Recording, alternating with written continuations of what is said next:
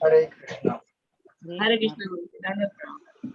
ओम विष्णुपादाय कृष्णपृष्ठाय भूतले श्रीमते वेदांत स्वामिनिति नामिने नमस्ते सरस्वती देवे गौरवाणी प्रचारिणे निर्विशेष शून्यवादी पाश्चात्य देशतारिणे जय श्री कृष्ण कृष्ण चैतन्य प्रभु नित्यानंद यद्वैत गदाधर श्रीवासादि गौरभक्तवृंद हरे हरे कृष्ण कृष्ण कृष्ण कृष्ण कृष्ण कृष्ण हरे हरे हरे हरे हरे राम हरे राम राम राम हरे हरे हरे हरे कृष्ण कृष्ण कृष्ण कृष्ण कृष्ण हरे हरे हरे हरे हरे राम राम राम राम राम हरे हरे हरे हरे हरे कृष्ण हरे कृष्ण कृष्ण कृष्ण कृष्ण कृष्ण हरे हरे राम हरे राम राम हरे राम राम राम राम हरे हरे हरे।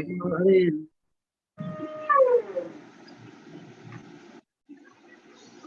ए खा लो।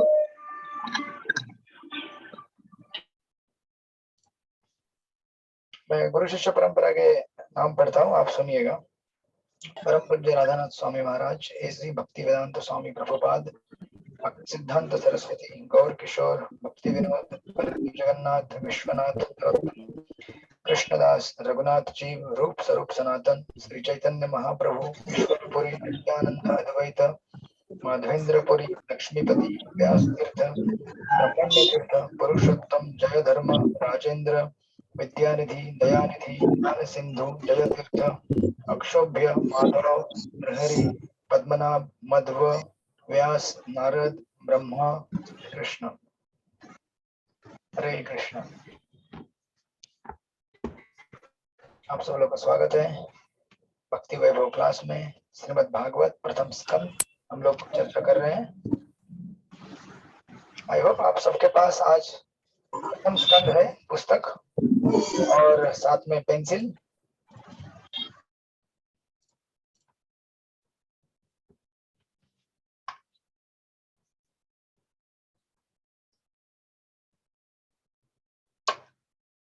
सबके पास पुस्तक है ना?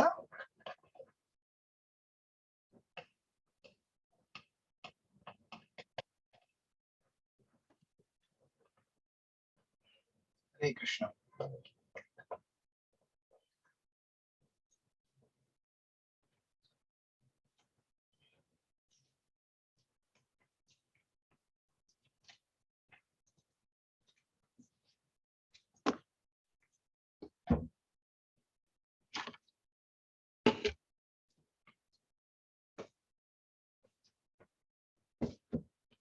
ओके,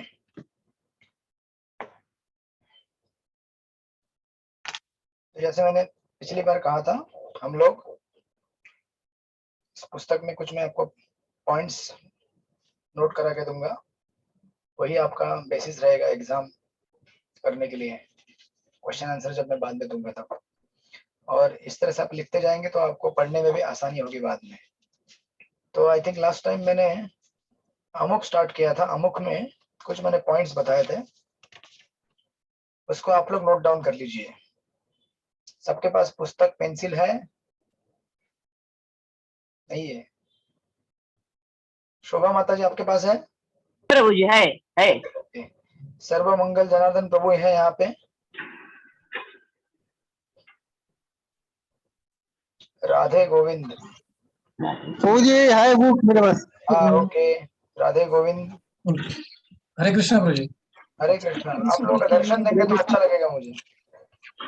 ये माता जी लोग नहीं बोल रहे। है। आप एक कहाँ से? मिनट। राधे हाँ गोविंद प्रभु जी। आप जलगांव से?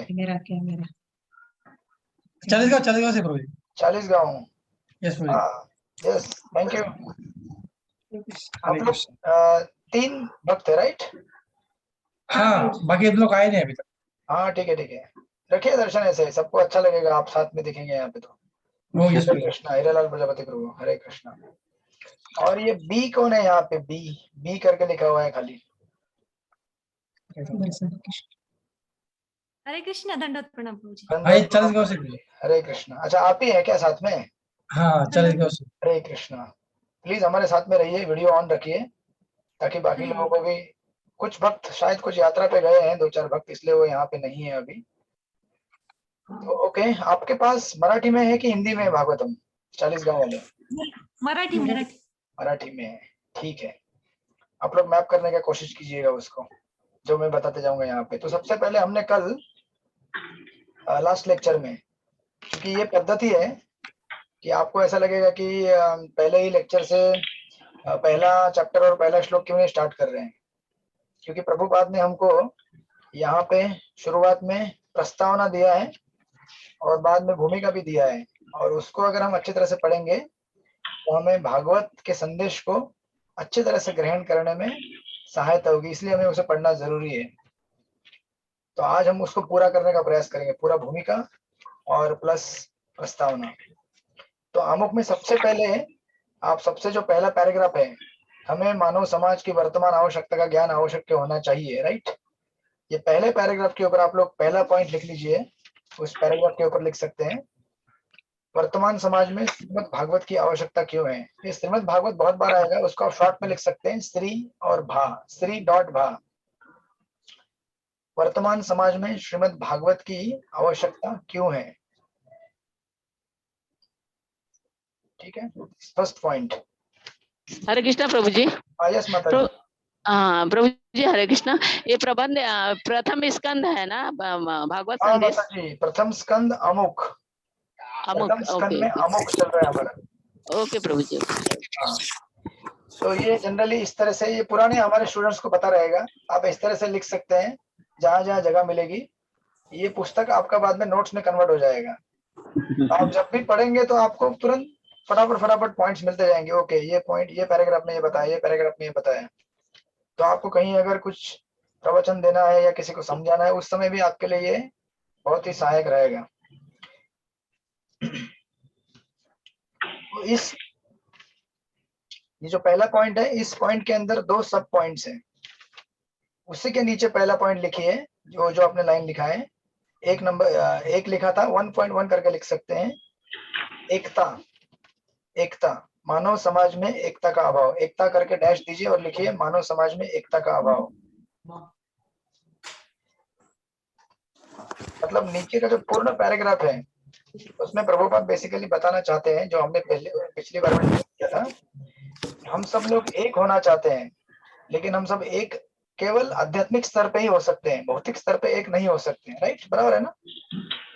भौतिक स्तर पे तो कोई स्त्री रहेगा, कोई पुरुष रहेगा, कोई बूढ़ा रहेगा, कोई जवान रहेगा, कोई काला, कोई गोरा, कोई हिंदुस्तानी, कोई पाकिस्तानी, कोई फलाना। हाँ यस माता जी। ओके। तो ये पहला पॉइंट जो एकता है, वो सीधा आपका, अगर आप इस पेज को पलटी करेंगे, नेक्स्ट पेज पे जाएंगे, तो नेक्स्ट पेज में आपको एक लाइन मिलेगी, ये पहले लाइन के नीचे, मानव समाज में जो विषमता व्याप्त है उसका मूल कारण ईश्वर विहीन सभ्यता में सिद्धांतों का अभाव है। मिला ये लाइन आपको? तो कौन सा पैराग्राफ में? उपोद्घात। हम लोग अमुक, मराठी में उपोद्घात रहेगा, अमुक में। हाँ, ये जो श्लोक दिया है ना, कौमार आचरित प्राज्ञोप धर्मान भागवतानी है, ये प्रहलाद महाराज का श्लोक दिखा आपको पहले पेज के लास्ट पेज में, लास्ट का लाइन है, 2 लाइन। हाँ। देखिए कहीं भी आपको हिंदी मराठी कहीं भी ये श्लोक मिल जाएगा, कौमार आचरित प्राज्ञो धर्मान भागवतानी है दुर्लभम मानुषम जन्म।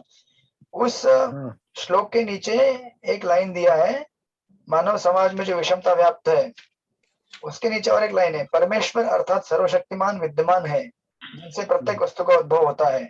मिला है लाइन? हाँ, उधर आपका दूसरा पॉइंट आएगा, परम सत्य की खोज। मराठी में भी आपको समझ में आ रहा है?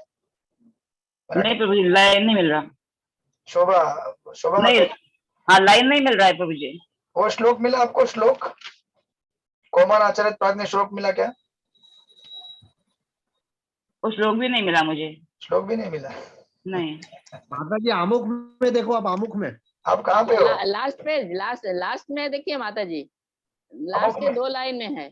अमुक है ना, अमुक, उसमें अमुक यानी उपोद्घात ना, अमुक यानी उपोद्घात में देख रही मैं। नहीं, उपोद्घात में मत देखिए माता जी। हाँ दस्तावेज में देखो क्या, आपके पास भी मराठी वाला है क्या? मराठी वाला है। अच्छा, आप भी मराठी है? हाँ, अच्छा, मराठी माता जी यहाँ पे उनको मिला है, आप बताइए उनको कहाँ पे हो? प्रभु जी डबल एक्स पेज नंबर। मनोगत मध्ये हाँ, बघा माताजी. अब इतने ज्यादा मराठी हो जाएंगे तो मराठी में लेना पड़ेगा कोर्स। फिर बाद में उनसे ले लूंगी प्रभु जी। हाँ ठीक है, चलेगा, ठीक है।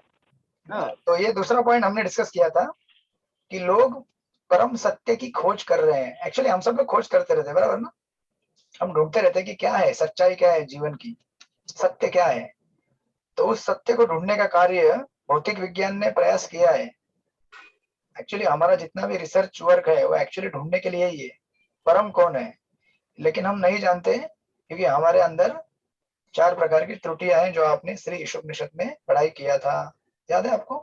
हाँ भक्ति शास्त्री में मालूम है, होगा। हाँ, हमारी इंद्रिया पूर्ण है, बराबर। परफेक्ट।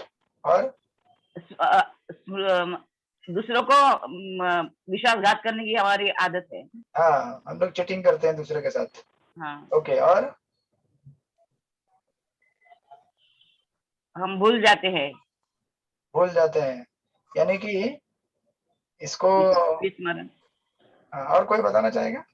बराबर है, भूल जाते हैं, वो इंद्रिय अपूर्ण के अंदर आएगा। हाँ, हम चीटिंग करते हैं, उसके बाद हम भ्रम में रहते हैं, हाँ, भ्रम में रहते हैं। बराबर। और हम लोग गलतियां करते हैं, यस 4। इसकी वजह से हमें परफेक्ट ज्ञान कभी नहीं मिलेगा, और इसीलिए हमें भागवत या पुराण या वेदों की तरफ ध्यान देना चाहिए, जिसमें से हमें परम सत्य की व्याख्या मिलेगी। तो ये पहले सेक्शन के 2 पॉइंट्स थे, एक तो हम एकता ढूंढ रहे हैं, दूसरा हम परम सत्य की खोज कर रहे हैं। उसके बाद जो नेक्स्ट पैराग्राफ है, श्रीमद् भागवत न केवल प्रत्येक वस्तु के परम स्रोत को जानने के लिए, मिला है पैराग्राफ नेक्स्ट। यस प्रभु। हाँ, नेक्स्ट पैराग्राफ, मराठी हिंदी जो भी है, नेक्स्ट पैराग्राफ उसका, उसके ऊपर दूसरा पॉइंट देकर लिख लीजिए, दूसरा बड़ा पॉइंट है, श्रीमद् भागवत के अध्ययन से होने वाले लाभ। श्रीमद् भागवत के अध्ययन से होने वाले लाभ, ठीक है। अब क्या क्या लाभ मिलेंगे, आप अगर जाएंगे उसमें 1 2 3 4 5 छठी लाइन, ईश्वर को भली भांति जान सकेंगे, नंबर 1।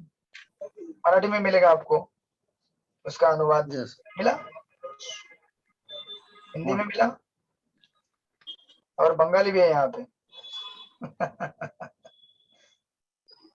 सर्व मंगल प्रभु, आपको मिल रहा है क्या ये सब पॉइंट्स? वैसे बाद में मैं फोटो निकाल के दे दूंगा, आप लोग बाद में फिर उसको ये करिएगा। थैंक यू प्रभु जी। ये थोड़ा सा प्रॉब्लम हमको ये इंट्रोडक्शन पूरा करने तक आएगा। एक बार हाँ, प्रथम श्लोक चालू हो जाएगा तो वो तो श्लोक बाय श्लोक है, परपट बाय परपट, तो उसमें ज्यादा दिक्कत नहीं आएगी। हाँ प्रभु जी।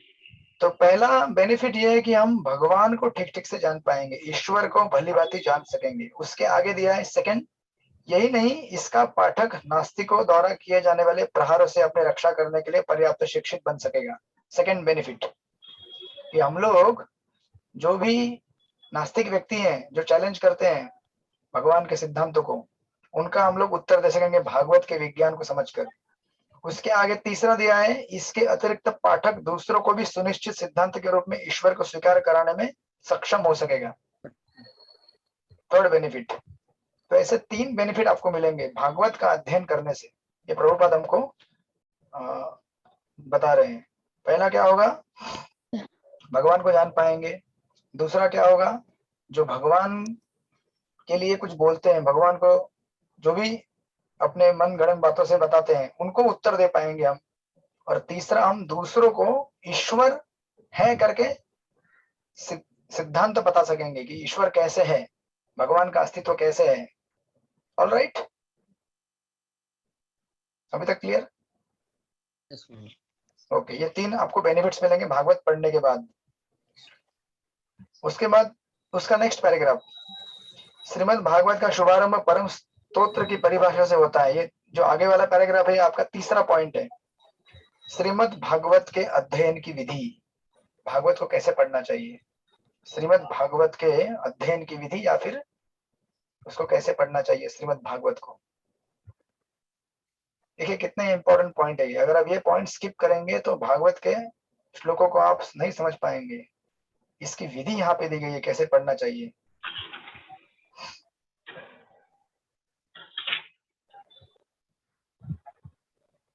तो इसकी विधि क्या है, कौन पढ़ेगा यहाँ पे? हिरालाल प्रजापति प्रभु, ये पैराग्राफ पढ़ना चालू कीजिए तीसरे पॉइंट का। हरे कृष्णा, दंडवत प्रणाम प्रभु जी। श्रीमद् भागवतम का शुभारंभ परम स्रोत की परिभाषा से होता है। यह श्री व्यासदेव द्वारा रचे वेदांत सूत्र पर उन्हीं का प्रमाणिक भाष्य है, जो क्रमशः 9 स्कंदों में विकसित होकर भगवत साक्षात्कार की सर्वोच्च अवस्था तक पहुंचाता है। दिव्य ज्ञान की इस महान कृति के अध्ययन हेतु मनुष्य में जिस एकमात्र योग्यता की आवश्यकता है वह है सावधानी के साथ एक एक पग आगे बढ़ा जाए और किसी साधारण पुस्तक की भांति पढ़ने में कूद फांद न मचाए जाए, अपितु उसके अध्यायों को क्रम पूर्वक एक एक करके पढ़ा जाए। संपूर्ण पाठ। Thank you. तो इसे कैसे पढ़ना चाहिए हमें? एक नॉवेल की तरह नहीं, न्यूज़पेपर की तरह नहीं, या फिर एक मैगजीन की तरह नहीं, ये कोई भी पन्ना उठा, ऐसे तो आगे बोलते हैं प्रभुपाद, लेकिन सिस्टमेटिक मेथड क्या है? चैप्टर बाय चैप्टर, श्लोक बाय श्लोक, सीक्वेंस के साथ पढ़े। एक्चुअली आपने देखा होगा कभी, हम लोग अगर कोई समझो आप अगर रोज अगर प्रवचन सुनने की आदत लगाना चाहते हैं, से फॉर एग्जांपल रोज 10 मिनट या आधा घंटा जैसे भी, तो आपके पास समझो कोई रेडियो, मेरे पास एक रेडियो है यहाँ पे, अगर ये रेडियो है तो मैं कभी भी कोई भी लेक्चर किधर भी बटन दबा दो, उठाऊं और सुनूं, तो इससे क्या होगा? क्या होगा इससे? कहाँ से चालू होता है समझ में नहीं आएगा।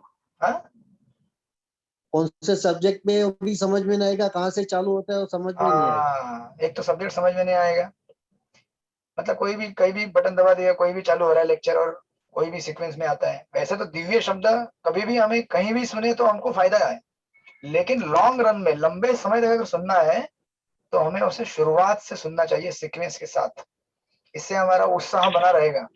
नहीं तो क्या होता है, आज तक आपने भागवत कितनी बार उठाया होगा पढ़ने के लिए? उठाया ना? उठाया। उठाया, प्रथम स्कंद उठाया, अच्छा भी पढ़ना है भागवत। तो मैक्सिमम लोगों का पहले स्कंद का पहला 2-3 चैप्टर बहुत बार पढ़ के हुआ होगा, बराबर ना? ये कैटेगरी के लोग रहते हैं। भगवत गीता भी पहला अध्याय बोलेंगे, पहला श्लोक बोलेंगे, हाँ 1000 बार पढ़ा हुआ है। 15वां अध्याय 16वां अध्याय कभी पहुंचा ही नहीं। ये एक प्रॉब्लम है। दूसरा प्रॉब्लम, कहीं से भी उठाओ, कुछ भी उठाओ और कैसे भी पढ़ो, तो उससे जैसे प्रभु जी ने कहा, सब्जेक्ट मैटर के प्रति आकर्षण, समझ और रुचि उससे नहीं बढ़ेगी आपकी। लंबे समय तक अगर पढ़ना है तो उसे सिस्टम के साथ पढ़ना पड़ेगा, line by line, verse by verse, तो आपको समझ में आएगा। जैसे आप मूवी देखते हैं ना, सिंपल सा उदाहरण है, अगर आपको थिएटर में लेके जाए और बीच में इंटरवल के बाद लेके जाए तो मजा आएगा क्या देखने के लिए? समझ में नहीं आएगा ना क्या हुआ स्टोरी के साथ। शुरुआत से देखेंगे तो आपको समझ में आता है कि ओके ये ऐसा था, ऐसा था, ऐसा, लाइन बाय लाइन। तो इसलिए सबसे इम्पोर्टेंट यहाँ पे जो प्रभुपाद कह रहे हैं, और देखिए इस पैराग्राफ की लास्ट की लाइन, प्रभुपाद कहते हैं कि जिससे कि जब कोई प्रथम 9 स्कंदों को समाप्त कर ले तो उसे निश्चय ही भगवत साक्षात्कार हो पाए। यानी कि आपने अगर सिस्टमेटिकली पहले 9 स्कंद अगर पढ़े तो भगवत साक्षात्कार होना ही है। पूरा नहीं हुआ तो कुछ मात्रा में डेफिनेटली होना है। तो आप में से बहुत सारे लोगों ने शायद पढ़ा है भागवत एक बार। हाँ प्रभु जी। हाँ, शोभा माता जी ने पढ़ा है। हाँ प्रभु जी। और किसने किसने पढ़ा है? हिरालाल प्रजापति ने, प्रभु ने पढ़ा है। और किसने? सबने पढ़ा है ऑलमोस्ट। यहाँ पे सब भगवत साक्षात्कार प्राप्त किए हुए भक्त लोग हैं।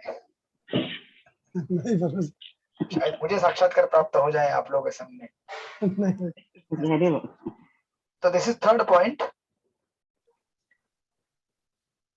और प्रभुपाद आगे भी आपको वार्न करते हैं, आगे जाएंगे आप तो XXI पर अमुक, उसी पैराग्राफ के आगे वाला पैराग्राफ, इसका 10म स्कंद प्रथम 9 स्कंदों से भिन्न है, क्योंकि इसका सीधा संबंध भगवान श्री कृष्ण के दिव्य लीलाओं से है। जब तक प्रथम 9 स्कंदों को पढ़ लिया नहीं जाता तब तक दशम स्कंद के प्रभाव को ग्रहण नहीं किया जा सकता।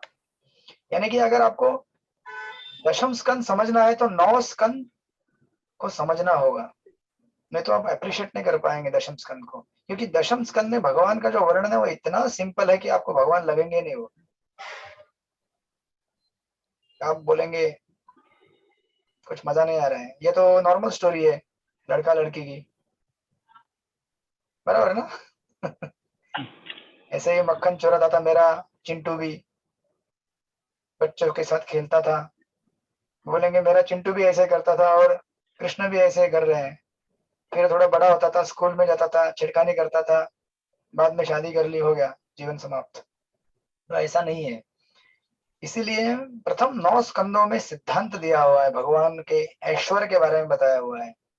उसके बाद फिर आप माधुर्य में एंट्री कर सकते हैं दशम स्कंद में। तो ये अनदर इंपॉर्टेंट लेसन।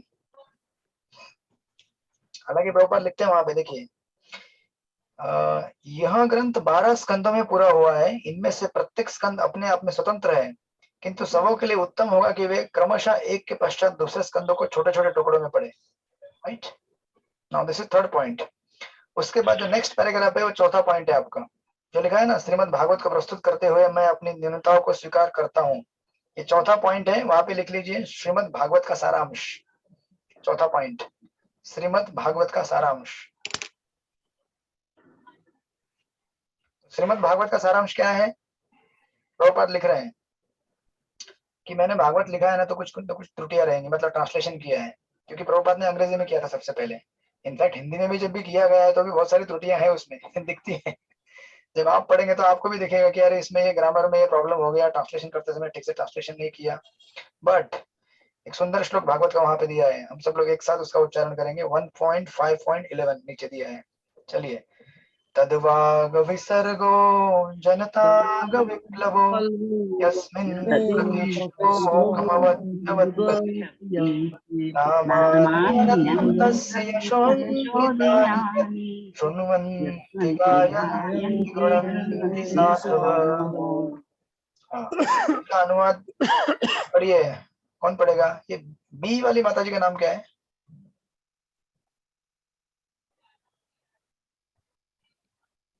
मैं पढ़ू ना, मेरा हिंदी मराठी है। मराठी आहे, तुमचं मराठी आहे, यांचं मराठी आहे, यांचं मराठी आहे। हिंदी में मैं पढ़ूं गुरुजी? हाँ पढ़िए, कौन है? मोदी प्रभु। अच्छा, आप लोग बिल्कुल डरिएगा, मतलब मैं कोई क्वेश्चन पूछता हूँ तो एकदम फैमिली की तरह हमें रहना है, ठीक है ना? हाँ। और आपको कभी लगेगा कि मैं कुछ मिस्टेक कर रहा हूँ तो मुझे बताइए सामने से। हाँ, कौन पढ़ना चाहते हैं? रमेश मोदी प्रभु। हाँ प्रभु। हाँ पढ़िए। इसके विपरीत वह साहित्य जो अनंत भगवान के नाम, यश, रूप तथा लीलाओं की दिव्य महिमाओं के वर्णनों से परिपूर्ण है। एक दिव्य रचना है जो इस विश्व की गुमराह की गई सभ्यता के अपवित्र जीवन में क्रांति लाने के उद्देश्य से रची गई है। ऐसा दिव्य साहित्य भले ही अनियमित रूप से प्रणीत हो, किंतु उसे पवित्र एवं धर्मनिष्ठ साधुजनों के द्वारा सुना गाया और स्वीकार किया जाता है। बस, थैंक यू। एकदम प्रभुपाद की फेमस लाइन है वो, इस विश्व की गुमराह की गई सभ्यता के अपवित्र जीवन नीचे करने के उद्देश्य से, चढ़ने से पहले ना नीचे टू ब्रिंग रेवोल्यूशन बाजू में in the misdirected lives of the impious civilization, ऐसा इंग्लिश में आता है।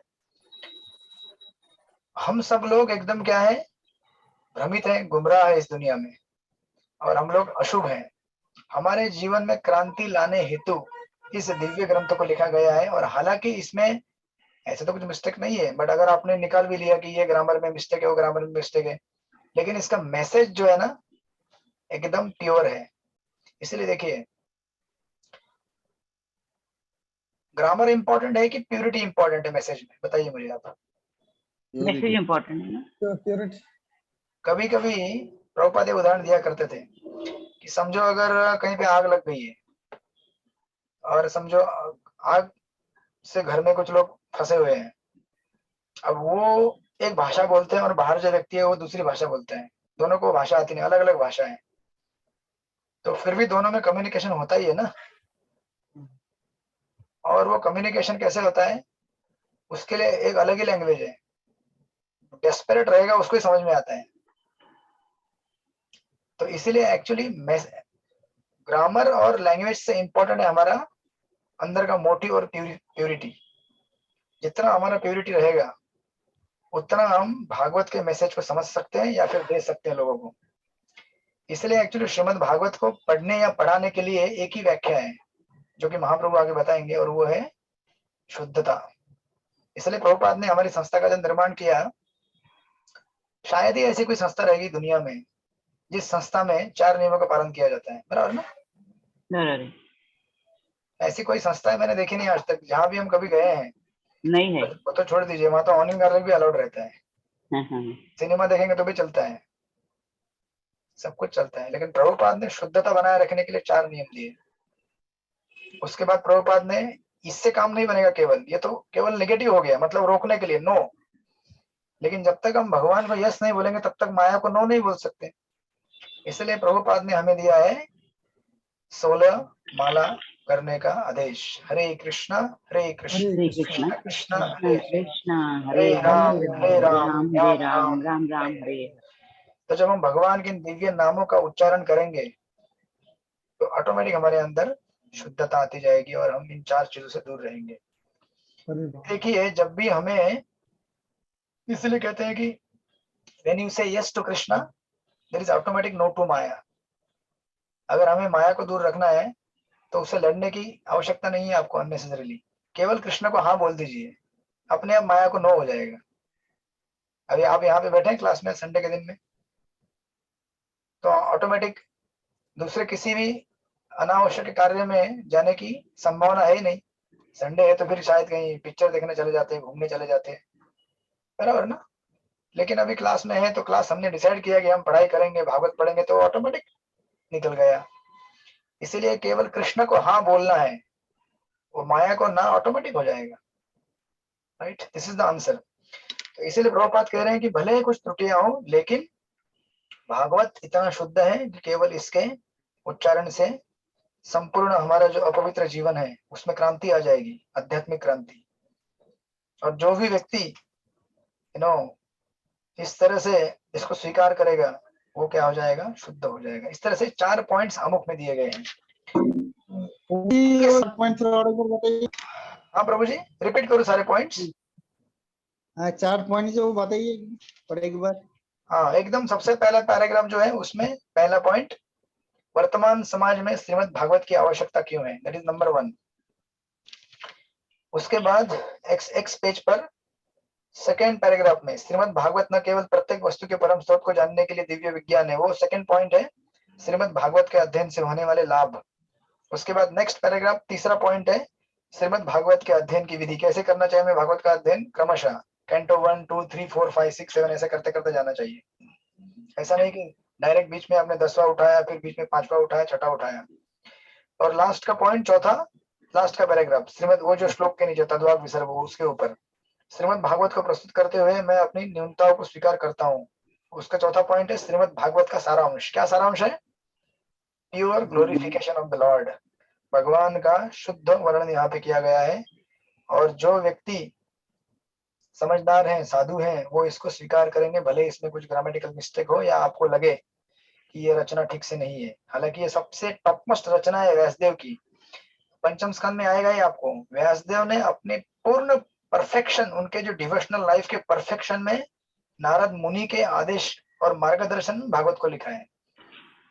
इससे बड़ा और कोई शास्त्र हो ही नहीं सकता एक्चुअली। परंपरा में आप देखेंगे तो भगवान के बाद ब्रह्मा जी आते हैं, ब्रह्मा जी के बाद नारद मुनि आते हैं,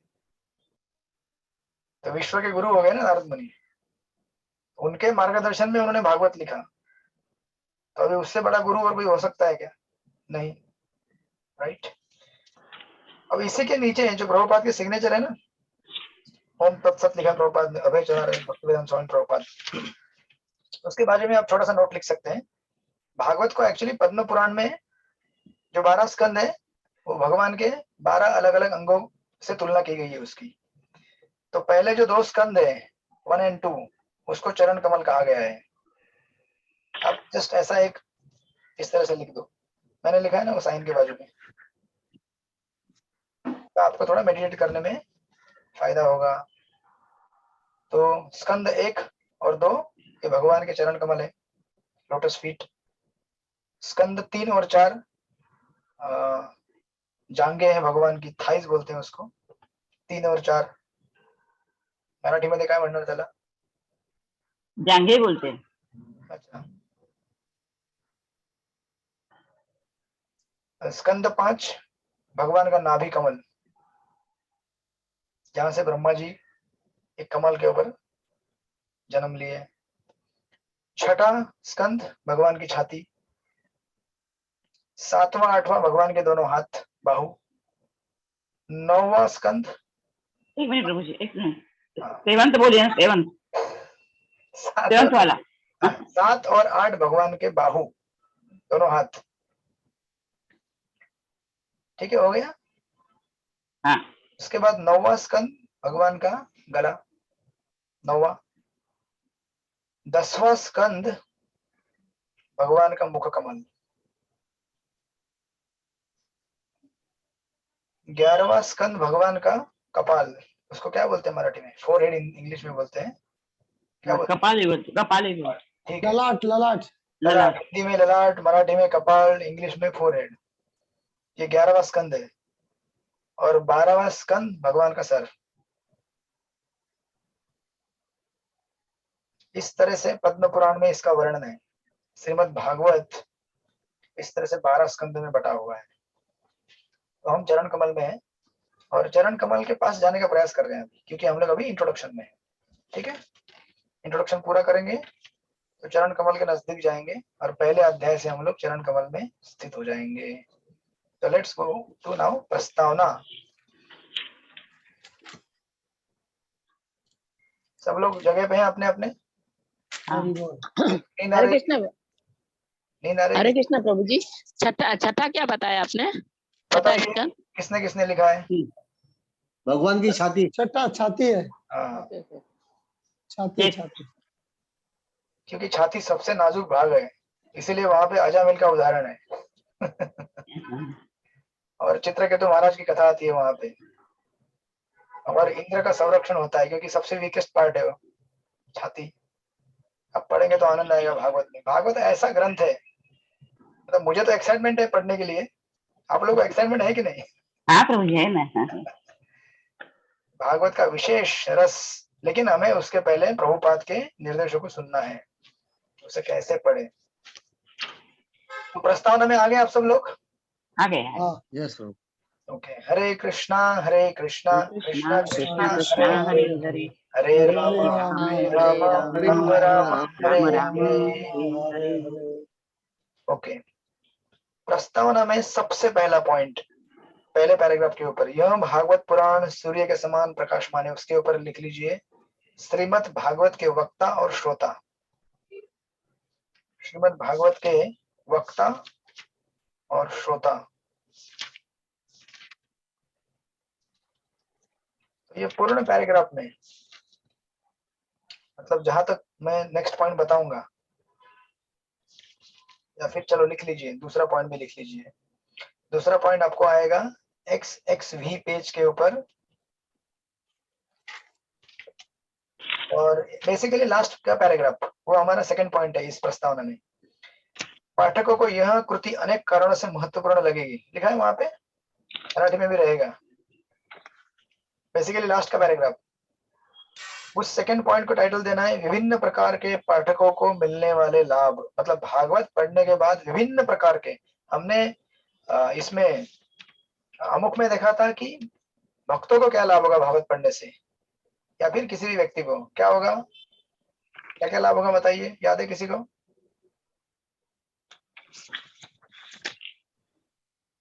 जो ईश्वर के खिलाफ डिबेट करेगा उसको आप आंसर दे पाएंगे, ईश्वर के बारे में बता पाएंगे और ईश्वर को जान पाएंगे, राइट? वो तो एक भक्त के लिए था, लेकिन यहाँ पे प्रभु जी दूसरा पॉइंट क्या है प्रभु जी? लास्ट का पैराग्राफ, प्रस्तावना में अंतिम पैराग्राफ। Okay okay. पाठकों को यह कृति अनेक कारणों से महत्वपूर्ण लगेगी, ये जो पैराग्राफ है लास्ट का, उसका टाइटल है विभिन्न प्रकार के पाठकों को मिलने वाले लाभ। ठीक है, ये दो ही पॉइंट प्रस्तावना में है। Let's go back to the first point. Shrimad Bhagwat के वक्ता और श्रोता, और उसके पहले प्रभुपाद 1.3.43 खोलिए भागवत में जाके आगे 1.3.43 श्लोक खोलिए भागवत में जाके आगे 1.3.43 मिला आप सबको 197 पेज पे मेरे पास हिंदी में 1343। हाँ कृष्ण सुधाम पगते हाँ इसको हम पढ़ेंगे सब लोग साथ में। कृष्णे सुधामो भगते कलौ नष्ट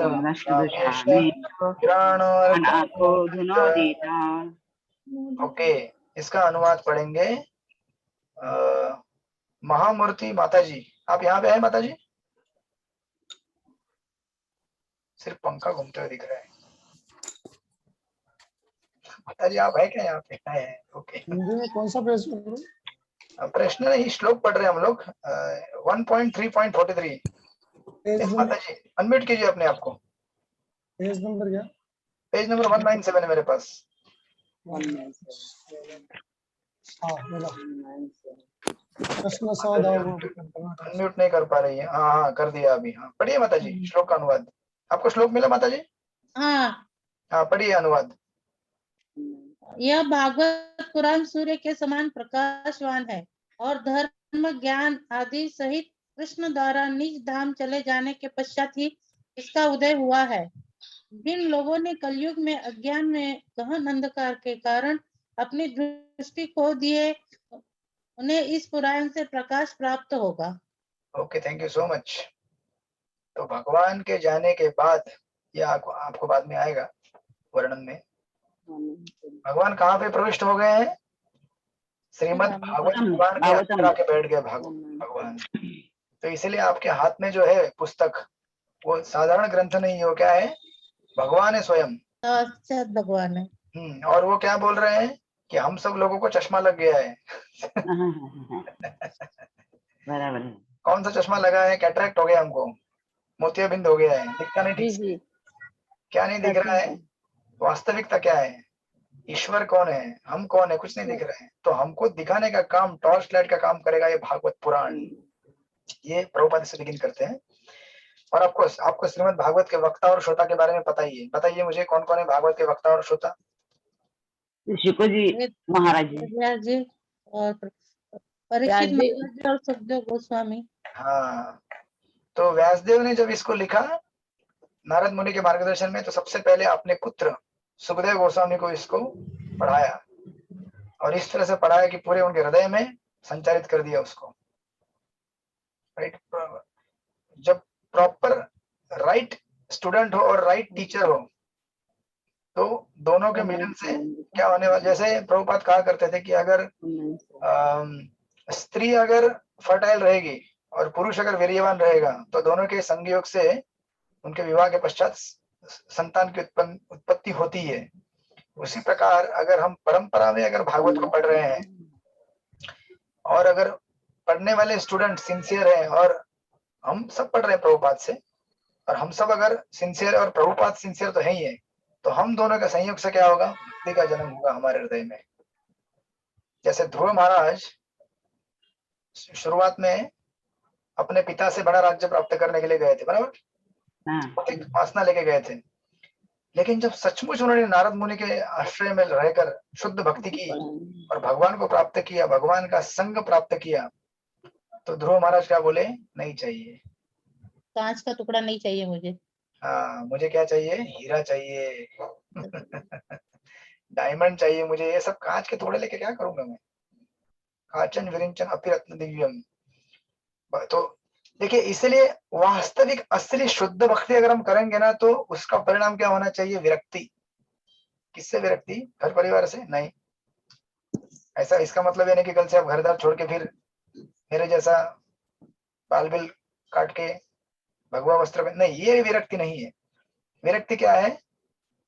भौतिक इच्छाओं से मुक्ति और आध्यात्मिक इच्छाओं से दोस्ती। फिर भागवत पढ़ने के लिए आनंद आएगा आपको। हरे कृष्णा प्रभु जी। यस प्रभु जी मुझे पेज नहीं मिला, 197 तो दूसरा आगे चला जा रहा है। चलो कोई बात नहीं, वो मेरे से 182 है। हाँ मेरे इसमें वाह। 182। चलेगा, श्लोक तो मिला ना आपको, लेकिन नहीं मिला। चलेगा, कोई बात नहीं, नहीं मिला तो कोई बात नहीं, बाद में देख लीजिएगा। जो पहले पैराग्राफ में दिया है ना 1343, तो वो आपको ये ऐसे इंडेक्स में दिखता है ऊपर ऐसा, अध्याय नंबर 1, सॉरी स्कंद 1 अध्याय 3 और बाजू में श्लोक लिखा रहता है, वो बाद में मिल जाएगा आपको, ठीक है ना।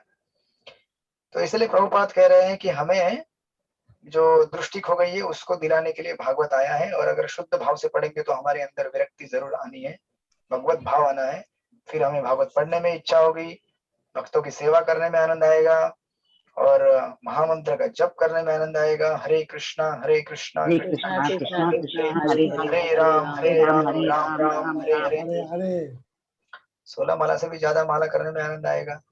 16 माला पे गाड़ी रुकेगी नहीं, 17 पे जाएगी, 18 जाएगी, 19 20, जितना आपका कैपेसिटी है, आपके देश काल पात्र को देखते हुए, समय को देखते हुए, घर के कामों को पूरा करते हुए, राइट।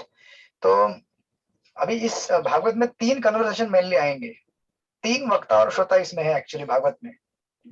बोलो। तो एक बेसिकली 2 है आइडियली। एक तो परीक्षित महाराज, सुखदेव गोस्वामी। परीक्षित महाराज को 7 दिन में इस शरीर को छोड़ने का श्राप मिला, तो उन्होंने क्या निश्चय किया, गंगा तट पे जाके मैं अमरण उपोषण करूंगा। सुखदेव गोस्वामी वहां प्रकट हो गए और उन्होंने उनको भागवत सुनाना चालू किया। फिर सुखदेव गोस्वामी और परीक्षित महाराज के कन्वर्सेशन के अंदर और एक कन्वर्सेशन आता है, वो है नैमिषारण्य के शरण सुत गोस्वामी और गीता निकाल लीजिए। 88,000 बाबू का चौनक ऋषि चौनक ऋषि मुनि सोनका ऋषि चौनक ऋषि बराबर गीता करेक्ट। निकाल दे। तो बेसिकली कलयुग के प्रारंभ में जब कलयुग स्टार्ट हो रहा था, तो ये सारे ऋषिगण वहां बैठ के क्या कर रहे थे, कुछ यज्ञ कर रहे थे। किसके लिए, कलयुग के प्रभाव को दूर करने के लिए। लेकिन उनको पता नहीं था कि इस कलयुग के प्रभाव केवल एक ही यज्ञ से दूर हो सकते हैं, और वो है भागवत यज्ञ, हरिनाम यज्ञ, भागवत विधि से, बाकी किसी भी यज्ञ से दूर नहीं हो सकते। तो उस समय वहां पे उन्होंने सुखदेव सूत गोस्वामी को अपना लीडर बनाया और कहा कि आप भागवत की कथा कीजिए और हमारे इस कार्य को पूरा कर दीजिए। तो इस प्रकार आपको भागवतम में बेसिकली सूत गोस्वामी शौनक आदि ऋषि का डिस्कशन आएगा, और फिर ये दोनों परीक्षित महाराज सुखदेव गोस्वामी के डिस्कशन को कोट करेंगे, और फिर परीक्षित महाराज सुखदेव गोस्वामी बीच बीच में मैत्रेय मुनि, विदुर जी, इनके संवाद को भी कोट करेंगे। मतलब स्टोरी के अंदर स्टोरी, स्टोरी के अंदर स्टोरी, और बीच में ऐसे कई अलग अलग हिस्ट्रीज और कथाओं का वर्णन किया जाएगा। तो ये उसका बैकग्राउंड है इसके वक्ता और श्रोता का। और वक्ता और श्रोता कैसे हैं दोनों, कैसे हैं दोनों? दोनों एकदम शुद्ध है। हाँ, अभी अगर हम शुद्ध नहीं भी है ना तो चिंता मत कीजिए, लेकिन मन में ये भाव रखिए कि हमें शुद्ध होना है, ठीक है। तो हम में से कोई भी शुद्ध नहीं है एक्चुअली, भागवत पढ़ने के लिए हम लोग क्वालिफाइड नहीं है, लेकिन हम प्रभुपाद के मार्गदर्शन में, श्री चैतन्य महाप्रभु की कृपा को लेकर इसको पढ़ने का प्रयास कर रहे हैं, इसलिए हम लोग सफल हो जाएंगे। और इसमें और एक चीज दी गई है, पेज नंबर XXV आप देखेंगे, पता नहीं आपको पेज नंबर XXV आपके इधर पता नहीं कौन सा पेज, बेसिकली लास्ट से अंतिम से तीसरा पैराग्राफ, पीछे से अगर आएंगे ना, पीछे से प्रस्तावना में, प्रस्तावना में प्रस्तावना के अंदर ही चल रहा है। मैं एक पॉइंट बताने जा रहा हूँ। प्रस्तावना में पीछे से तीसरा पैराग्राफ जो दिया ना, इस संस्करण के अनुवादक श्री प्रभुपाद ने भागवत की तुलना मिश्री से की है ना। खडी साखर, मराठीमध्ये असेल तेव्हा खडी साखर, भागवतची तुलना खडी साखरेशी केलेली आहे। भेटलं का? मिळाला. नाही नाही मिळालं प्रभूजी मला। अरे देखिए पीछे से लास्ट तीसरा रहेगा। Second third last paragraph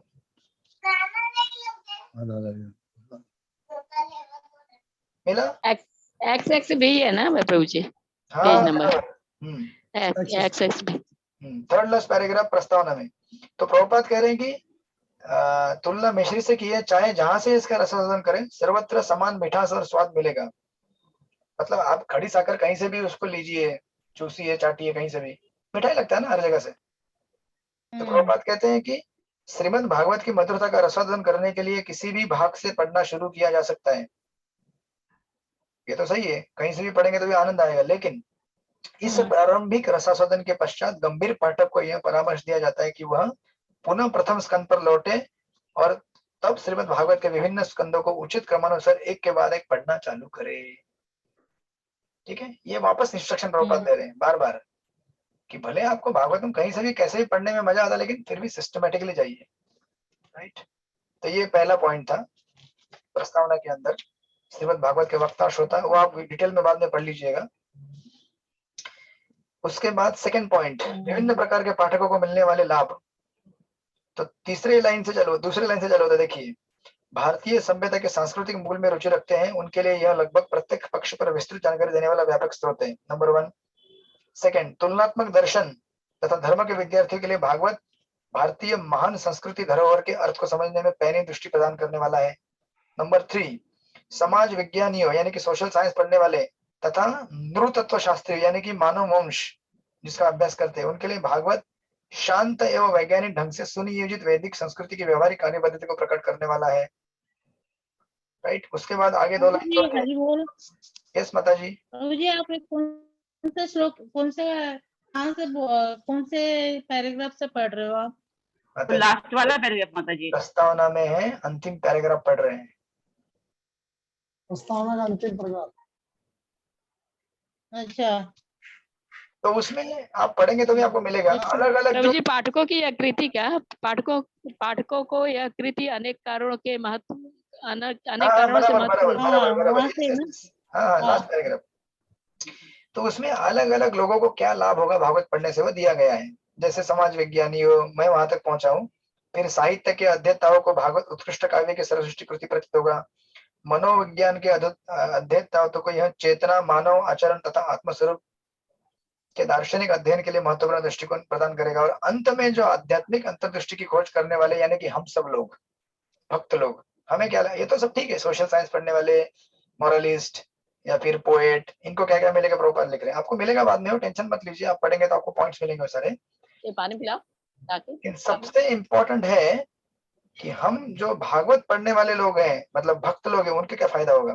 Prabhupada लिखते हैं, जो आध्यात्मिक अंतर्दृष्टि की खोज करने वाले हैं उनके लिए भागवत एक सरल एवं व्यवहारिक पथ प्रदर्शक का काम करेगा। देखिए, भगवत गीता हमें एकदम बिगिनिंग लेवल का नॉलेज देती है, आत्मा क्या है, परमात्मा क्या है, भगवान क्या है, बराबर। अब उसको प्रैक्टिस में कैसे उतारने का ये कौन देगा नॉलेज, श्रीमद् भागवत पुराण। श्रीमद् भागवत प्रैक्टिस में कैसे लाएं, भक्त कैसे बने, भक्त कैसे रहें, इस संसार को छोड़ते समय किस तरह से छोड़ना चाहिए। गीता हमें बतलाती संसार में कैसे रहना चाहिए, आपको गीता ये भी बतलाती है संसार को कैसे छोड़ना चाहिए, बट भागवत हमें विस्तृत में बताएगा कि भक्त के जीवन के द्वारा कि जब लाइफ में चैलेंजेस आएंगे, भक्ति करते समय परेशानी आएंगे, तो उसे कैसे सहन करना है, वो सब हमें बताया जाएगा। राइट, और लास्ट में लिखते हैं, लास्ट की लाइन, आने वाले दीर्घ काल तक आधुनिक मानव के बौद्धिक, सांस्कृतिक तथा आध्यात्मिक जीवन में यह भागवत महत्वपूर्ण स्थान बनाए रखेगा फॉर 10,000 years, प्रभुपाद के पर्पट्स। तो इस तरह से ये हमारा प्रस्तावना था। प्रस्तावना में मैंने 2 पॉइंट्स बताए, आप पढ़ लीजिएगा। एनी क्वेश्चंस, किसी का कोई प्रश्न अभी तक? हरे कृष्ण प्रभु जी, थोड़ा स्पीड कम करके बताइएगा ताकि वो ये मैंने थोड़ा तेज बताया क्योंकि वो आप पढ़ लेंगे तो आपको आएगा पॉइंट्स। ठीक है, हाँ वो तो है। ओके, आगे बढ़ सकते हैं हम लोग, कि आपको ब्रेक चाहिए कोई 1 मिनट का, 2 मिनट? नहीं, आगे बढ़े। हरे कृष्णा हरे कृष्णा कृष्णा कृष्णा कृष्णा कृष्णा हरे हरे हरे हरे हरे राम राम राम राम राम हरे हरे हरे। ओके, तो बढ़ेंगे भूमिका की ओर। अब आप बोलेंगे प्रभु जी पहला कैंटो चालू कर दो ना, क्यों बार बार ऐसे भूमिका, प्रस्तावना? आपको कुछ महत्व समझ में आ रहा है ये पढ़ने का हमें? हाँ प्रभु जी। बिना गुरु परंपरा के आशीर्वाद से हम आगे नहीं बढ़ सकते। ओके, भूमिका।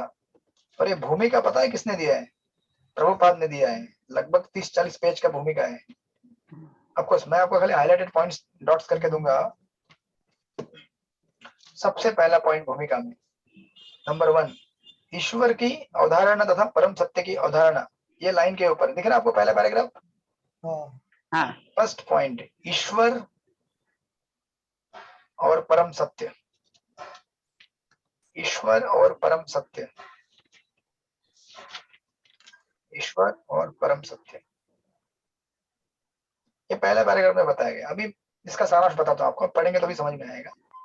बेसिकली ईश्वर मतलब कंट्रोलर, नियंत्रक, और परम सत्य मतलब ईश्वर का भी स्रोत परम सत्य होता है। परम सत्य यानी कि एब्सोल्यूट ट्रुथ। जो देखिए परम सत्य, कई बार ईश्वर अनेक हो सकते हैं, जैसे इंद्र, चंद्र, अग्नि, वायु, सूर्य, ये सब ईश्वर भी कहलाते हैं क्योंकि ये छोटे छोटे नियंत्रक हैं। लेकिन जब आप इसके आगे परम ईश्वर लगा देंगे तो कौन बनेगा? भगवान विष्णु बनेंगे या कृष्ण बनेंगे।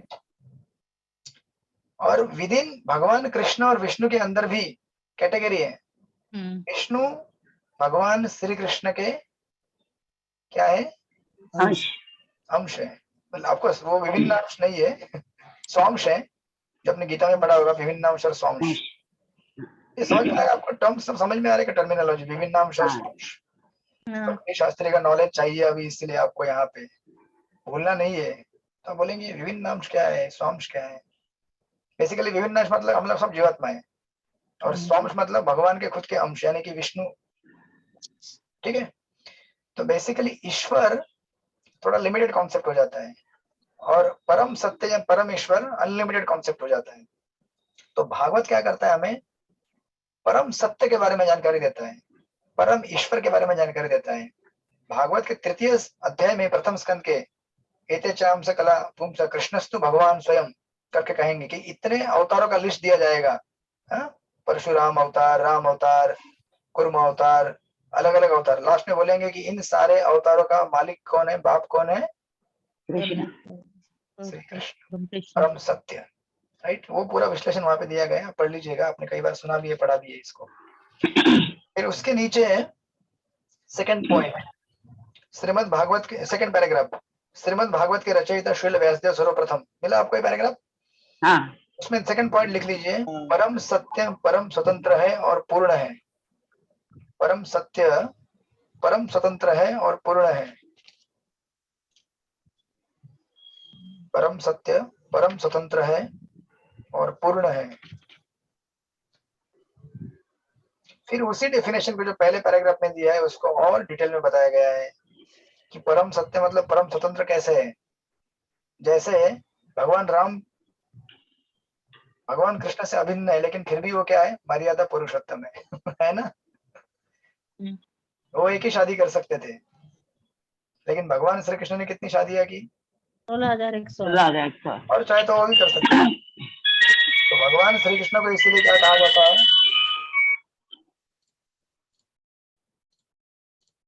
ठीक है, एकदम अनलिमिटेडली फ्री, परम सत्य। और दूसरी चीज पूर्ण भी कहा गया है। पूरा पैराग्राफ आप पढ़ लीजिएगा, नीचे 3-4 पैराग्राफ उसके कंटिन्यूएशन में आते हैं। पूर्ण यानी कि उनमें से कितने भी यूनिट निकल जाए, आपने ईशोपनिषद में डेफिनेशन पढ़ा हुआ है, फिर भी वो कंप्लीट रहते हैं। कितने भी अवतार निकले, कितने भी जीव विस्तारित होकर निकले, फिर भी वो क्या रहते हैं? कंप्लीट रहते हैं। तो आपको अभी ऐसे रैंडम ढूंढने का कोशिश मत कीजिए, लेकिन जस्ट मैंने आइडिया दिया आपको। ये टाइटल पढ़ते आपको बाद में उसमें समझ में आएगा। और बीच में यह भी बताया गया है कि ये आपको दिखेगा आगे वाला पैराग्राफ, इस पैराग्राफ के आगे वाला पैराग्राफ, जन्माद्यस्य शब्द यह बतलाता है कि समस्त उत्पत्ति पालन संहार के स्रोत वे परम चेतन पुरुष ही है। यानी कि बेसिकली जीव से ही जीव निर्माण होता है। Life comes from life. जीवन का स्रोत, जीवन करके जो पुस्तक आपने पढ़ा होगा ना, सुना होगा, उसका वर्णन यहाँ पे दिया गया है। बेसिकली बता रहे हैं कि भगवान जो है उनसे सारी वस्तुएं निकलती हैं, परम स्रोत, इसीलिए वो है। इसके बाद आप जाइए सीधे पेज नंबर 3 पर, जहां पे आपको ये पैराग्राफ मिलेगा। आधुनिक युग में भगवान श्री चैतन्य महाप्रभु ने व्यवहारिक निर्देशन द्वारा श्रीमद् भागवत का प्रचार किया। मिला आपको? मिला? मराठी हिंदी दोनों को मिला?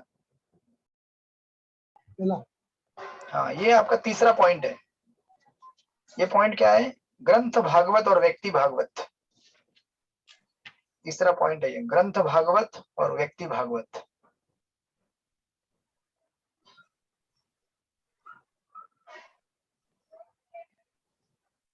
ठीक है। अच्छा, इसको कौन पढ़ेगा? सबको मिला है पैराग्राफ? हाँ। ओके। हरे कृष्णा प्रभु जी, रिपीट कीजिएगा। पेज नंबर 3 पे आपको पैराग्राफ मिलेगा बीचों बीच, आधुनिक युग में भगवान श्री चैतन्य महाप्रभु, ये पैराग्राफ मिला आपको? हाँ, उसके ऊपर लिख लीजिए तीसरा पॉइंट, ग्रंथ भागवत और व्यक्ति भागवत। ग्रंथ भागवत और व्यक्ति भागवत। और देखिए बिल्कुल डरिएगा मत, इतने सारे पॉइंट लिखाए जा रहे हैं, मतलब एग्जाम में तो आएंगे, ऐसा लग रहा है ना आपको? ऐसा ही लग रहा है ना कि नहीं लग रहा है? ऐसा कतई नहीं है। बेसिकली भागवत एक स्टोरी फॉर्मेट में है, आपको कथाएं सुननी है और साथ में लेसन है उसके, और आनंद लेना है। और जैसे कि मैंने शुरू में कहा है, हर चैप्टर का एक एग्जाम होगा, बस उसके बाद कोई एग्जाम नहीं होगा। जैसे हमारा ये प्रस्तावना और फर्स्ट चैप्टर पूरा हो जाएगा, एक छोटी एग्जाम होगी 40-50 मार्क्स की, दैट्स इट। क्वेश्चन आंसर पहले दे दूंगा मैं आपको। तो डरिएगा मत कि ये इतने सारे पॉइंट्स लिखाए जा रहे हैं, उसमें से कोई एक पॉइंट आएगा जो हमारे लिए इसेंशियल है, इसलिए मैं दे रहा हूँ यहाँ पे शुरुआत में। इस पैराग्राफ में प्रभुपाद लिखते हैं, तो ग्रंथ भागवत क्या होता है, व्यक्ति भागवत क्या होता है? ग्रंथ भागवत मतलब ग्रंथ भागवत जो पुस्तक हमारे पास है, ये पुस्तक को भी भागवत कहा जाता है, क्यों? क्योंकि भगवान से अभिन्न है, बराबर। और व्यक्ति को भी भागवत कहा जाता है जो भागवत ग्रंथ के मार्ग में चल रहा है, उसके हिसाब से जीवन जी रहा है, उसे क्या कहते हैं? व्यक्ति भागवत। जैसे तुकाराम महाराज हमारे महाराष्ट्र में है, जैसे नॉर्थ में मीराबाई है, राइट, या फिर चैतन्य महाप्रभु है, ऑफकोर्स भगवान है स्वयं वो, लेकिन संतों के रूप में आए हैं। ये दो प्रकार के व्यक्ति होते हैं। तो प्रभुपाद लिखते हैं कि अगर ग्रंथ भागवत को हमें समझना है तो हमें किसके माध्यम से जाना पड़ेगा, किसके माध्यम से सीखना पड़ेगा? आचार्य। यानी कि व्यक्ति भागवत के माध्यम से सीखना पड़ेगा ना। Yes yes. इसलिए प्रभुपाद पे लिख रहे, देखिए सेकंड लाइन उस प्रपोर्ट में, श्री चैतन्य की अहेतु की कृपा के माध्यम से श्रीमद् भागवत की कथाओं में प्रवेश कर पाना सुगम है। अतएव यहाँ पर उनके जीवन तथा उपदेशों के संबंधित एक संक्षिप्त परिचय दिया जा रहा है, जो हम लोग शॉर्ट में देखेंगे। और नीचे के बारे में प्रभुपाद लिखते हैं, यह अनिवार्य है कि किसी व्यक्ति भागवत से ही श्रीमद् भागवत सीखा जाए। व्यक्ति भागवत वह है जिसका जीवन ही व्यवहारिक रूप से श्रीमद् भागवत है, अदरवाइज भागवत नहीं समझ में आएगा। इसलिए आपने कई बार भागवत पढ़ा भी होगा, सुना भी होगा बाहर इस्कॉन में आने से पहले, लेकिन कितना समझ में आया आपको? नहीं समझ में आया ना? नहीं। खाली आपने क्या सुना था, कृष्ण रासलीला करते हैं। तो बाहर के कथाकार क्या सिखाते हैं? या प्रभुपाद एक हिंदी लेक्चर में कहते थे, एक भागवत कथाकार है, कथा दे रहे हैं, कथा दे दे के फिर गला सूख गया, फिर अपने चेले को बोलते हैं, ला बीड़ी लाओ, जरा बीड़ी पीते, थोड़ा सा गला सूख गया भागवत दे दे के। थोड़ा बीड़ी पी लेते हैं। ऐसे भागवत कथाकारों से भागवत सुनने से क्या लाभ होगा? केवल मनोरंजन मात्र है वो। ठीक है, अभी भगवान के बारे में बता रहे इसलिए कुछ थोड़ा पुण्य मिलेगा, लेकिन भौतिक धरातल का पुण्य मिलेगा वो। ऐसे भागवत कथाकारों से भागवत पढ़ने से कोई लाभ होने वाला नहीं है। इसलिए हमें भागवत किससे पढ़ना चाहिए? व्यक्ति भागवत से, जिसका जीवन संपूर्ण भागवत है, जैसे प्रभुपाद, राइट। तो वो सब वहां पे दिया है, और फिर उसके बाद श्री चैतन्य महाप्रभु का जीवन प्रारंभ होता है। अब आगे उस पे, उस पॉइंट पे श्रीमद् भागवत के प्रचारक बड़ा बोल्ड में लिखा हुआ है, आ गया ना? हाँ, ओके 4 नंबर। ओके। तो हम लोग शॉर्ट में, मैं आपको केवल एक एक सेक्शन जो है चैतन्य महाप्रभु के जीवन की, उनको हाईलाइटेड आपको लिखा के दूंगा, आप लोग बाद में पढ़िएगा, फिर मैं आपसे प्रश्न पूछूंगा कल या परसों जब भी हम क्लास करेंगे तब। आपको इसलिए लिख के दूंगा ताकि आपको पढ़ने में आसानी हो जाएगी। इन शॉर्ट यहाँ पे शुरुआत में दिया गया है। और हम चैतन्य महाप्रभु के जीवन को क्यों यहाँ पे इतना समय देके पढ़ना चाहते हैं? देखिए, मैंने पूरा पढ़ के निकाला है, आप लोगों को एक एक लाइन पढ़ना है, पूरा महाप्रभु के जीवन जो प्रभुपाद ने दिया इंट्रोडक्शन। क्यों पढ़ना है हमें सब? अच्छा, जगह सर्व मंगल जनार्दन प्रभु जी, क्यों पढ़ना है हमें बताइए? माइक अनम्यूट कीजिए, माइक अनम्यूट करेंगे तो आवाज आएगा, आपकी आवाज नहीं आ रही हमको। तो पढ़ेंगे, चैतन्य प्रभु का जीवनी पढ़ेंगे तो चैतन्य महाप्रभु को पहचान पाएंगे हम लोग। उस फिर जीवनी से हम लोग को शिक्षा मिलेगा, भागवत का शिक्षा भी मिलेगा। करेक्ट। पूरा चैतन्य भागवत है, चैतन्य चरित्र में तो पढ़ा है पूरा। यस। तो इतना चैतन्य चरित्रामृत अलग से पढ़ने सुनने के बाद भी, चैतन्य भागवत पढ़ने सुनने के बाद भी हम लोग यहाँ पे श्रीमद् भागवत में महाप्रभु का जीवन शॉर्ट में पढ़ने जा रहे हैं। क्यों? क्योंकि हम अपने से भागवत नहीं समझ सकते। कितने लोगों को लगता है कि आप अपने से भागवत समझ सकते हैं? तो इतने साल तक आपने पढ़ा भी है ना पहले, लेकिन फिर भी भागवत नहीं समझ सकते। हाँ, जब ये भाव रहेगा तभी हम भागवत को समझ पाएंगे। और उसके लिए हमें अहेतु की कृपा की जरूरत है, आचार्यों की, प्रभुपाद और श्री चैतन्य महाप्रभु, उनकी कृपा से ही हम समझ सकते हैं भागवत को। उनकी कृपा के बिना नहीं समझ सकते। इसीलिए थोड़ा समय देकर जिस व्यक्ति ने हमें भागवत दिया उस व्यक्ति के बारे में जानने के लिए प्रभुपाद ने इंट्रोडक्शन दिया। प्रभुपाद कितने जीनियस है। सोचे, प्रभुपाद जानते कि हमारे अंदर वो क्वालिफिकेशन नहीं है, हमारी योग्यता को बनाने के हेतु उन्होंने महाप्रभु के जीवन चरित्र को शॉर्ट में दिया है, जिसको पढ़ के हम शुद्ध हो जाएंगे महाप्रभु के बारे में सुन के। और जब हम शुद्ध हो जाएंगे तो भागवत को ग्रहण कर सकते हैं। That's the whole mystery. Hare Krishna Krishna Krishna Hare Hare, Hare Ram Ram Ram Hare Hare. Okay, किसी को नींद आ रही है अभी? और थकावट? हाथ दुख रहे? ऐसे हाथ कीजिए, ऐसे कीजिए, आगे पीछे गोल घूमिए। वॉशरूम जाना है किसी को? पानी पीना है? चलिए 1 मिनट का ब्रेक लेते हैं, फिर हम ज्यादा नहीं और आधा घंटा क्लास करेंगे मैक्सिमम, और ये सारे पॉइंट्स निकाल के फिर क्लास पूरा करेंगे। 1 मिनट में आते हैं, मैं भी 1 मिनट में आ जाता हूँ, ठीक है? हरे कृष्ण।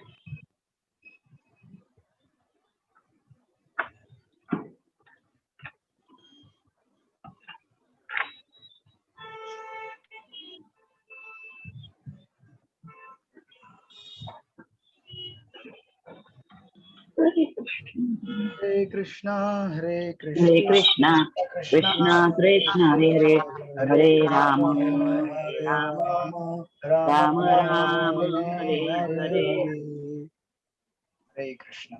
हरे कृष्णा। ओके, तो श्री चैतन्य महाप्रभु के जीवन के बारे में शॉर्ट में यहाँ पे दिया गया है। आप में से बहुत सारे लोग कई बार सुन चुके, समझ चुके हैं। चैतन्य महाप्रभु केवल 48 साल इस पृथ्वी पर थे, उसमें से 24 साल बचपन और फिर शिक्षक के रूप में, और फिर उनका विवाह हुआ और कुछ संकीर्तन आंदोलन उन्होंने किया। ये 24 साल उन्होंने बिताए। उसके बाद 18 साल जगन्नाथपुरी में, और लास्ट के बीच के 6 साल दक्षिण भारत की यात्रा। इस तरह से 48 साल उन्होंने बिताए। 24, 18, 6 या फिर 24 गृहस्थ जीवन, और बाकी बचे हुए 24 साल संन्यास। उसमें से उन 24 में से 8 साल उन्होंने 6 साल दक्षिण भारत की यात्रा किया, और 18 साल जगन्नाथपुरी में रहे। तो आप यहाँ पे जाएंगे पेज नंबर 5 में, तो आपको पेज नंबर 5 में लास्ट का लाइन मिलेगा पैराग्राफ का। यहाँ पे लिखा हुआ है, भगवान श्री चैतन्य महाप्रभु साक्षात भगवान श्री कृष्ण हैं, किंतु इस बारे में वे जन सामान्य को तथा साथ ही धर्मवादियों दार्शनिकों को समस्त कारण। मिला आपको ये पैराग्राफ? नहीं मिला प्रभु जी। नहीं मिला। 5वां में लास्ट 5 नंबर पेज पे लास्ट का पैराग्राफ है। भगवान श्री चैतन्य हाँ, महाप्रभु साक्षात मिला। हाँ, मराठी वाला ने भेटलं का? हाँ मिला। हाँ, भगवान श्री चैतन्य महाप्रभु साक्षात भगवान श्री कृष्ण है। उसमें 1 नंबर का पॉइंट लिख लीजिए, महाप्रभु की शिक्षाओं का सार। महाप्रभु की शिक्षाओं का सार मराठी लोकांना भेटलं का? राधे गोविंद। हाँ ओके, तो उसमें महाप्रभु की शिक्षाओं का सार दिया गया है। अंदर लगभग 5 पॉइंट दिए गए हैं, वो आप पढ़ेंगे तो मिलेगा। मैं जस्ट रिपीट करता हूँ 1 बाय 1। नहीं मिलेगा तो भी बाद में ढूंढेंगे तो मिलेगा आपको। तीसरी लाइन से स्टार्ट होता है, उनके उपदेश का सार यह है कि व्रजभूमि वृंदावन में व्रज के राजा नंद महाराज के पुत्र के रूप में प्रकट होने वाले भगवान श्री कृष्ण पूर्ण पुरुषोत्तम परमेश्वर है और सबके द्वारा पूज्य है। नंबर 1। नंबर 2, उसके नीचे वाली लाइन है, वृंदावन धाम भगवान से अभिन्न है। ठीक है, उसके नीचे और 2-3 लाइन जाएंगे तो आपको मिलेगा तीसरा पॉइंट, भगवान की दिव्य पूजा का सर्वोच्च रूप व्रजभूमि की गोपिकाओं द्वारा प्रदर्शित भगवत प्रेम के रूप में प्रकट हुआ है। तीसरा, यानी कि बेसिकली गोपियों ने जो भगवान का आराधना किया, सबसे उच्च आराधना है वो। चौथा, सेकंड लास्ट लाइन उस पैराग्राफ में, भगवान को समझने के लिए श्रीमद् भागवत पुराण को निष्कलंक साहित्य माना जाता है। और उसी में आगे 5वां, वे उपदेश देते हैं, यानी कि महाप्रभु, कि सारे मनुष्य के जीवन का चरम लक्ष्य भगवत प्रेम को प्राप्त करना है। ये 5 पॉइंट्स वहां पे दिए गए हैं। ठीक है ना, आपको मिल गया ना? पढ़ो फटाफट। ये तो 5 पॉइंट्स। शोभा माता जी, आप कर पाए उसको? नहीं प्रभु जी, नहीं मिला मुझे। चलेगा, हम बाद में पढ़ेंगे तो मिल जाएगा। ठीक है, हाँ मैं पढ़ूंगी। हाँ पढ़ लूंगी। यस। उसके बाद अगर हम ये यहाँ पे पिक्चर्स आते हैं बहुत सारे, उन पिक्चर को पार करते हुए जाएंगे भागवत के, बाद में देख लीजिएगा। तो 7 नंबर पेज में अगर आप जाएंगे तो 7 नंबर पेज में जो सेकंड पैराग्राफ है, थर्ड पैराग्राफ है, महाप्रभु के प्रारंभिक जीवन का अंकन उनके प्रमुख भक्त तथा समकालीन श्रील मुरारी गुप्ता द्वारा किया गया। मिला आपको ये पैराग्राफ? इसमें 2 नंबर का पॉइंट आएगा, महाप्रभु का जन्म और हरिनाम का अवतरण।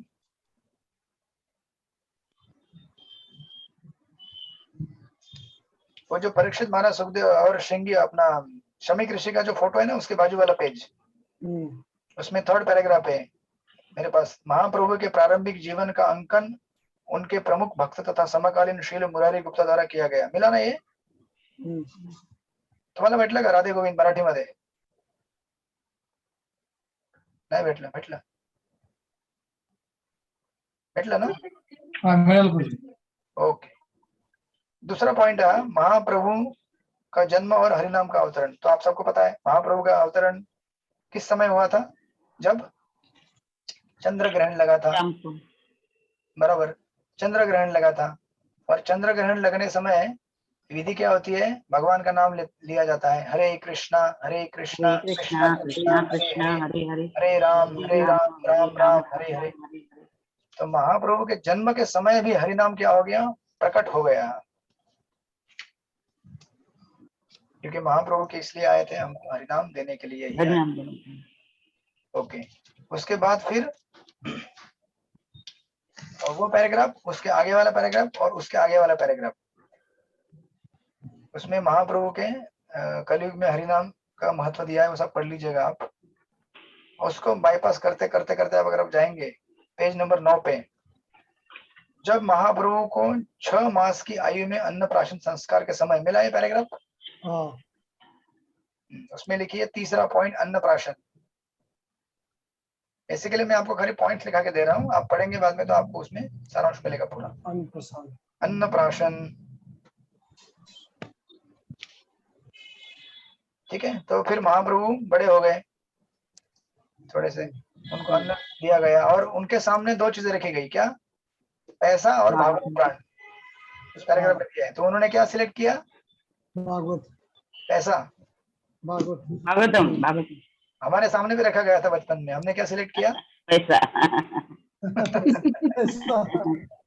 पैसा उठाया, बोले अरे पैसा दे दो यार, पैसे से भागवत भी आएगा और पैसा भी आएगा।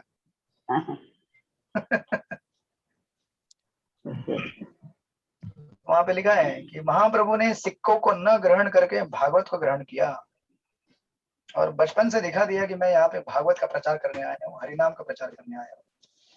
उसके आगे वाला पैराग्राफ, जब वे बाल रूप में आंगन में घुटनों के बल चलना सीख ही रहे थे कि एक दिन उनके समक्ष एक सर्प प्रकट हुआ। मिला ये पैराग्राफ? नेक्स्ट, ये चौथा पॉइंट है आपका, सर्प और चोर।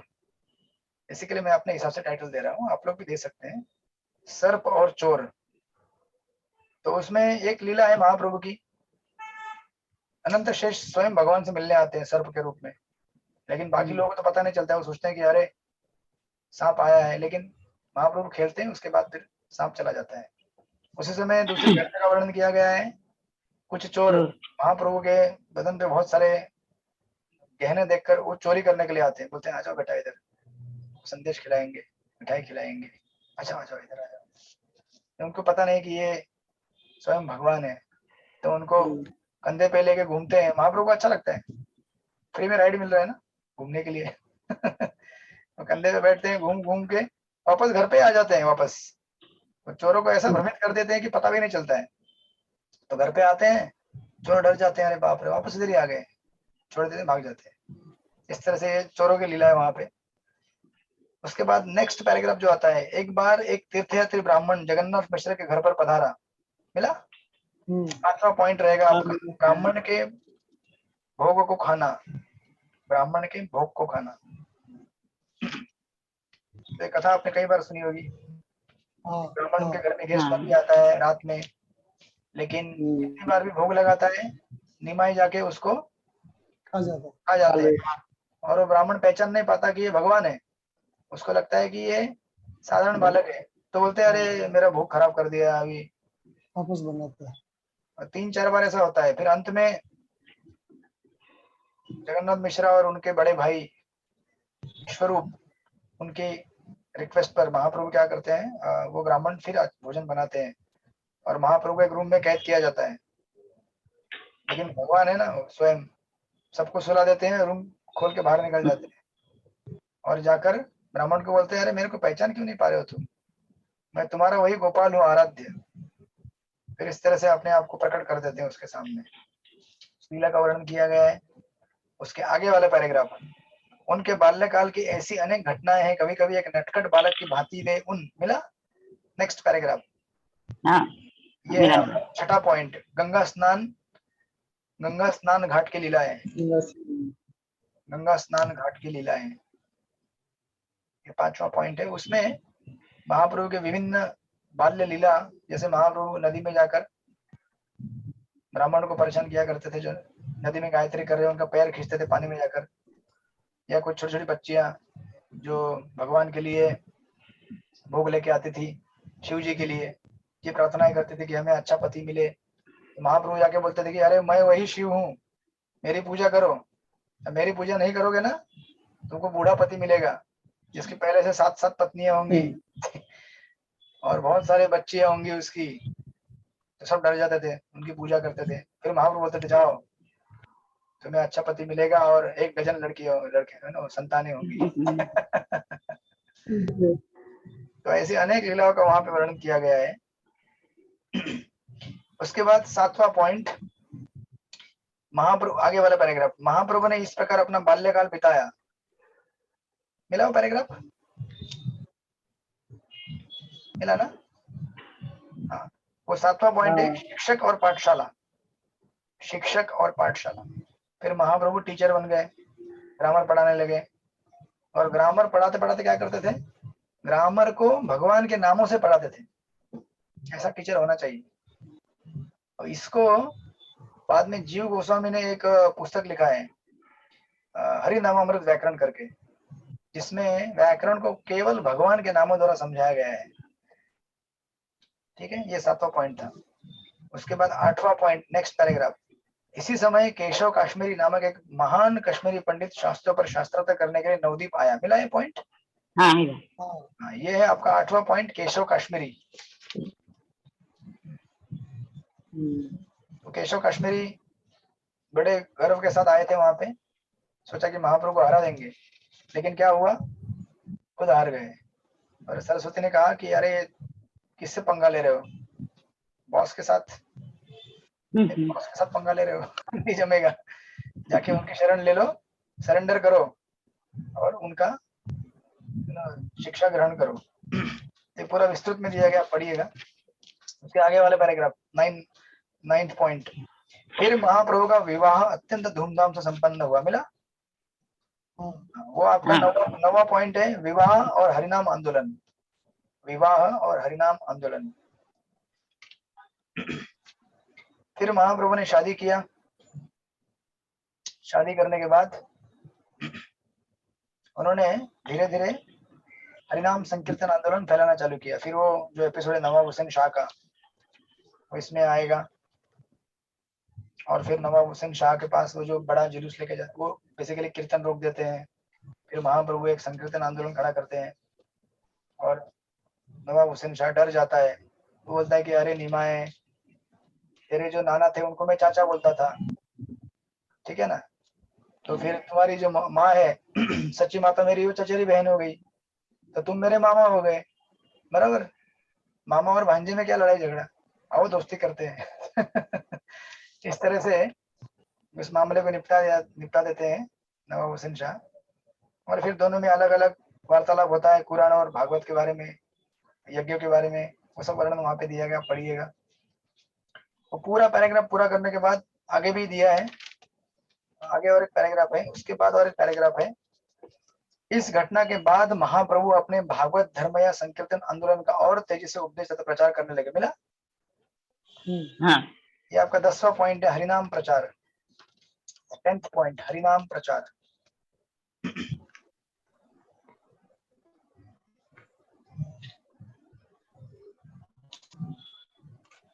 आप सब लोग मेरे साथ हैं कि नहीं है? है। रमेश मोदी प्रभु, आप हैं हमारे साथ कि थोड़े थक गए? थोड़े थक गए, ठीक है, ज्यादा नहीं, और 15-20 मिनट हो जाएगा क्लास में। ओके। 10वां पॉइंट लिख लिया आपने, हरिनाम प्रचार। वो आपका हरिनाम। तो फिर महाप्रभु ने क्या किया, और एग्रेसिवली हरिनाम संकीर्तन का प्रचार करना चालू किया। फिर उसमें उन्होंने नित्यानंद प्रभु, हरिदास ठाकुर, इन दोनों को भेजते थे, जाओ घर घर जाके बताओ, बोलो कृष्णा, भजो कृष्णा, लो कृष्ण नाम, कृष्ण माता, कृष्ण पिता, कृष्ण प्राणधन। तो उनके इन 4 परिग्रहों का खास करके नाम दिया है, नित्यानंद प्रभु, हरिदास ठाकुर प्रभु। ये दोनों तो बाहर प्रीचिंग के लिए जाते थे, और उनका ऑफिस कहाँ पे था, श्रीवास आंगन, श्रीवास ठाकुर के पास, और अद्वैत आचार्य, अद्वैत भवन, ये इनके 2 ऑफिस थे जहां से प्रीचिंग का काम चलता था। तो उसके बाद नेक्स्ट पैराग्राफ, एक बार नित्यानंद प्रभु तथा श्रील हरिदास ठाकुर मुख्य सड़क पर जा रहे थे। मिला? उसके ऊपर दीजिए 11वां पॉइंट, जगाई मदाई उद्धार। तो उसमें जगाई मदाई का पूरा वर्णन दिया गया है, किस तरह से जगाई मदाई उनका उद्धार हुआ। बेसिकली दोनों शराब पीकर गाली गलौज कर रहे थे। नित्यानंद प्रभु ने देखा कि इनका उद्धार अगर करेंगे तो मेरे प्रभु का नाम सार्थक हो जाएगा, पतित पावन करके। तो इसलिए आप देखेंगे इस्कॉन के आंदोलन में सबसे पतित लोगों का सबसे पहले उद्धार होता है। जो अपने आप को जितना पतित समझेगा उसका नंबर सबसे पहले लगेगा।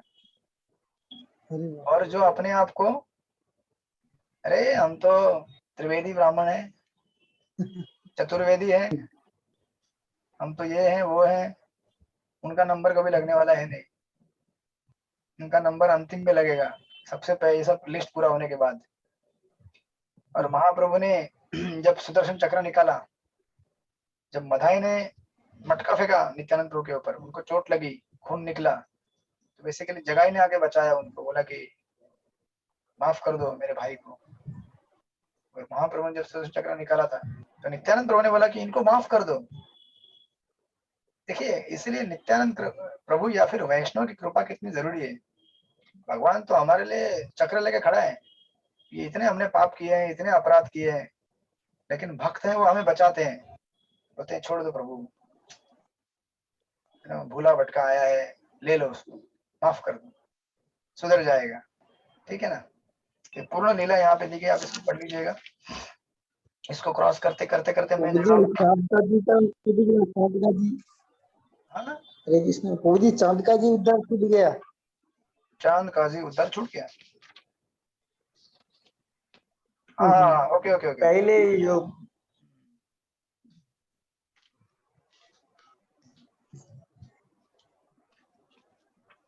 संकीर्तन के बाद ही करने के बाद ही चांद का जी उद्धार। हाँ, वो उसी के अंदर पकड़ लीजिए उसको, उसी पॉइंट के अंदर पकड़ लीजिए, अलग से पॉइंट नहीं दिया मैंने उसको।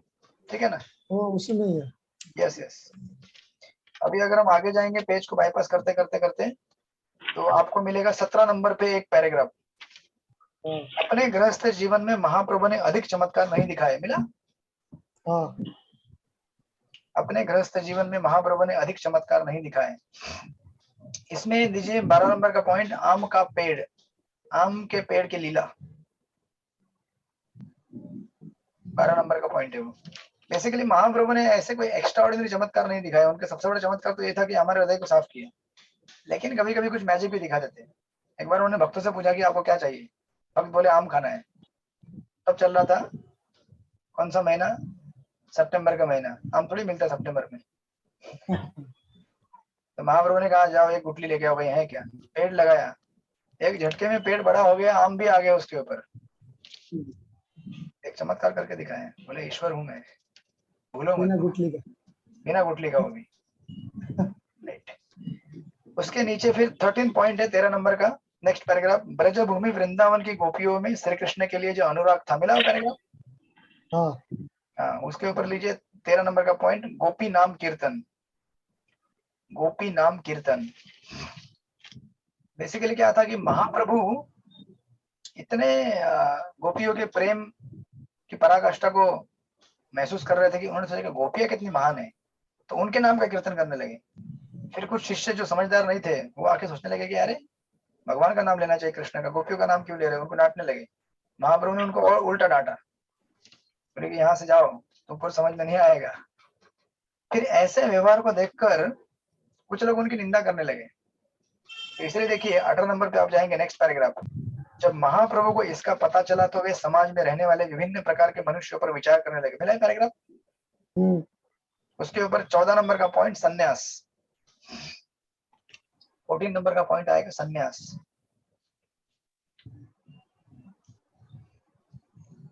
तो महाप्रभु ने फिर जो लोग, अभी महाप्रभु सोचने लगे कि अरे मेरे अवतरण का कारण क्या है, लोगों का उद्धार करना। अगर लोग मेरे बारे में ऐसा सोचने लगेंगे, मेरी निंदा करने लगेंगे, तो उनका क्या हो जाएगा, पुण्य खत्म हो जाएगा, नरक में जाएंगे वो लोग, क्योंकि मैं भगवान हूँ। तो इसलिए महाप्रभु ने क्या किया, सन्यास ले लिया। अभी सन्यासी को हर कोई प्रणाम करता है, हर कोई दंडवत करता है, क्योंकि सन्यासी सारे आश्रम और वर्णों का गुरु होता है। राइट, इज द हेड, और उसको सम्मान देना ही है हर किसी को। तो महाप्रभु ने सोचा कि मैं सन्यास लूंगा लोग मुझे प्रणाम करेंगे तो इस प्रणाम से उनको क्या मिलेगा, आध्यात्मिक पुण्य मिलेगा, इससे वो भक्ति में आगे बढ़ पाएंगे। तो पूरे संन्यास की लीला का वर्णन किया गया है पेज नंबर 19 तक। 19 में लास्ट का पैराग्राफ देखेंगे आप। महाप्रभु ने संन्यास ग्रहण करने के बाद तुरंत वृंदावन रवाना होने की इच्छा प्रकट की। मिला है पैराग्राफ। तो ये है आपका 15वां नंबर का पॉइंट, शांतिपुर में माँ से भेंट। शांतिपुर में माँ से भेंट। फिर महाप्रभु एक्चुअली वृंदावन जाना चाहते थे, लेकिन नित्यानंद प्रभु ने क्या कर दिया, यहाँ वहां घुमा फिरा के शांतिपुर लेके आ गए और बोलने लगे कि यही वृंदावन है। बोले जहाँ पे है ना आप रहते हैं वही वृंदावन होता है। महाप्रभु बोले ठीक है शाबाश, तो कुछ बोले नहीं। फिर अद्वैत आचार्य के घर में गए, आपने देखा होगा वो लीला, वहां पे प्रसाद ग्रहण किया उन्होंने। फिर अद्वैत आचार्य की इधर नित्यानंद प्रभु ने कहा कि अरे इतने दिन से भूखा था मैं, मेरा तो कुछ पेट भी नहीं भर रहा, इतना पहाड़ जैसा भात था, चावल दाल, फिर भी बोले कि पेट नहीं भर रहा है मेरा। तो सब लीलाएं वहां पे हुई है। शांतिपुर में अपनी माँ से भेंट किया और माँ ने उनको कहा कि बेटा तुम क्या करो, क्या कहा था सच्ची माता ने महाप्रभु को, याद है किसी को क्या कहा? माइक ऑन करके बताइए। जगन्नाथपुरी एरिया में ही रहना है, जगन्नाथपुरी जाने को बोला। यस, कहा कि बेटा तुम जगन्नाथपुरी में ही रहो, फिर तुम्हारी खबर मुझे मिलती रहेगी, तुम कैसे हो क्या कर रहे हो, राइट। माँ का अपना प्रेम होता है। और महाप्रभु का भी वही एक्चुअली क्या था, डिसीजन था कि मुझे पुरी में रहना है, जगन्नाथ के आश्रय में, क्योंकि विरह भाव को अभी एक्सपीरियंस करना है ना, जगन्नाथ के समक्ष कीर्तन करके। जिस भाव का आस्वादन करने के लिए महाप्रभु अवतरित हुए थे, राधा भाव को। तो इसलिए चैतन्य महाप्रभु माँ की प्रार्थना सुनते हुए और अपने प्रयोजन दोनों को एक साथ लेकर जगन्नाथपुरी में 18 साल तक रहे। फिर उसके आगे वाला पैराग्राफ, महाप्रभु ने पुरी जाते हुए मार्ग में, मिला है पैराग्राफ नेक्स्ट। हाँ उसमें लिख लीजिए 16 नंबर का पॉइंट, जगन्नाथपुरी की तरफ यात्रा। आप अगर इतने सारे पॉइंट्स पढ़ लेंगे ना, कभी भी आपको महाप्रभु के जीवन के ऊपर अगर किसी को बताना है, सफिशिएंट। जगन्नाथपुरी की तरफ यात्रा। फिर इसके अंदर जगन्नाथपुरी की तरफ जाते समय उन्होंने रेमुणा में खीर चोर गोपीनाथ का दर्शन किया। उसका विस्तृत वर्णन चैतन्य चरितामृत में आता है, एकदम मनमोहक। माधवेंद्रपुरी का वर्णन आता है। उसके बाद साक्षी गोपाल का वर्णन आता है, जो कि इसी पैराग्राफ में आगे वाले पैराग्राफ में दिया है। साक्षी गोपाल किशोरी आती है, ये सब कथाएं महाप्रभु सुनते हैं। और फिर उसके आगे वाले पैराग्राफ, आगे से आगे वाला, पुरी में जब वे जगन्नाथ मंदिर में प्रविष्ट हुए, मिला नेक्स्ट। उसमें 17वां नंबर का पॉइंट है ये, सार्वभौम भट्टाचार्य के साथ भेंट। सार्वभौम भट्टाचार्य के साथ भेंट। आप लोग थोड़ा थक गए होंगे, क्योंकि नहीं थके हुए? आनंद आ रहा है, ठीक है, आनंद आ रहा है। 7 बजे तक क्लास लेते हैं फिर। मजाक कर रहा हूँ, अभी जस्ट हो जाएगा पूरा। तो ये सब पॉइंट पढ़ लीजिएगा। फिर जब महाप्रभु एक्चुअली जगन्नाथ मंदिर एंट्री करने जा रहे थे ना, तो भगवान को, जगन्नाथ को देखकर एकदम चक्कर आ गया उनको। क्यों चक्कर आ गया? थक गए थे हमारे जैसे? नहीं ना, क्योंकि वो विरह भाव में आ गया और हाँ मूर्छित हो गए। फिर उधर सब लोगों ने उनको पकड़ा, बोले अरे ये सन्यासी इतना इफलजन चमकदार, इसको क्या हो गया, क्या हो गया। लेकिन सार्वभौम भट्टाचार्य उन्होंने देखा, वो समझ गया कि ये कोई साधारण पुरुष नहीं है। उसको घर लेके गए। बाद में घर में पता किया कि ये तो एक बहुत बड़ा सन्यासी है। और उसके बाद देखिए, आप जाएंगे 23 नंबर पेज पे। 23 नंबर पेज पे सेकंड पैराग्राफ लिखा हुआ है, बाद में यह पता चला कि भट्टाचार्य भी नवद्वीप क्षेत्र के रहने वाले थे। मिला? आप लोगों को मिल रहा है क्या? राधे गोविंद नहीं मिल रहा है? 23 नंबर का दूसरा पैराग्राफ। हाँ मिल गया अच्छा, 2 लोग रहते तो ऐसा फायदा होता है, एक जन लिखता है, एक जन आराम करता है।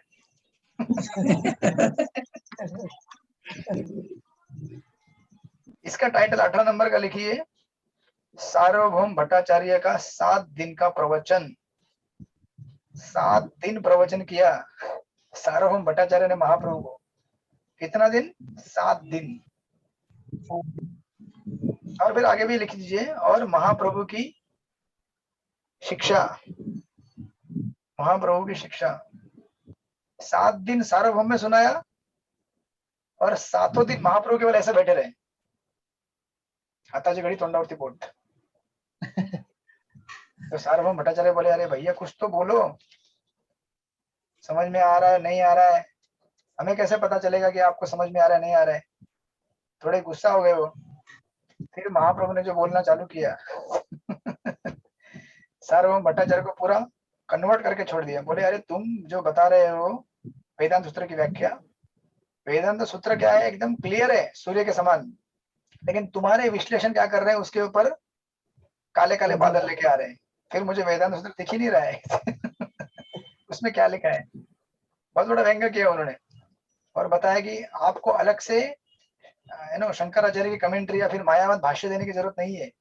वेदांत सूत्र अपने आप में स्वयं प्रकाशित है, ठीक है ना। तो ये महाप्रभु ने फिर लंबा चौड़ा प्रवचन किया है, वो आपको यहाँ पे 3-4 पेजेस में मिलेगा, आप पढ़िएगा उसको विस्तार से। कुछ नहीं समझ में आया तो मुझे बताइएगा। हम इसको आगे बढ़ते बढ़ते बढ़ते बढ़ते बढ़ते बढ़ते बढ़ते बढ़ते हम लोग जा रहे हैं पेज नंबर सीधा 33 पे। इतने सारे पेज में महाप्रभु की शिक्षाओं का वर्णन है, जो कि आपने गीता में कई बार सुन चुके हैं। मायावाद फिलोसफी को कैसे काउंटर करने का, जीव ईश्वर प्रकृति हम कैसे अलग अलग हैं, जीव और भगवान एक नहीं है, जीव अलग है भगवान अलग है, राइट। तो 33 नंबर के पेज में 2 पॉइंट आपको दिखेंगे। सार्वभौम भट्टाचार्य ने जब ये सब सुना और एकदम कन्वर्ट हो गए, तो उन्होंने क्या किया, बाद में सची सुताष्टकम लिखा। जो आप गौर पूर्णिमा के टाइम पढ़ते हैं ना, नव गौरवरम, उसके कुछ गिने चुने श्लोक, उसमें से 2 श्लोकों का वर्णन वहां पे किया है, और उसके नीचे आपको एक पैराग्राफ मिलेगा। तत्पश्चात महाप्रभु कुछ काल के लिए दक्षिण भारत की ओर चले गए। मिला? हाँ प्रभु। ये आपका 19वां पॉइंट है, दक्षिण भारत यात्रा और रामानंद राय से भेंट। दक्षिण भारत की यात्रा और रामानंद राय से भेंट। फिर दक्षिण भारत में चले गए वो यात्रा करने के लिए, अलग अलग स्थानों पे गए। मैं अभी रिसेंटली गया था। पेज नंबर क्या है प्रभु जी? मेरे इधर 33 है, मेरे इधर 33 है। आपके इधर देखिए कौन सा पेज है।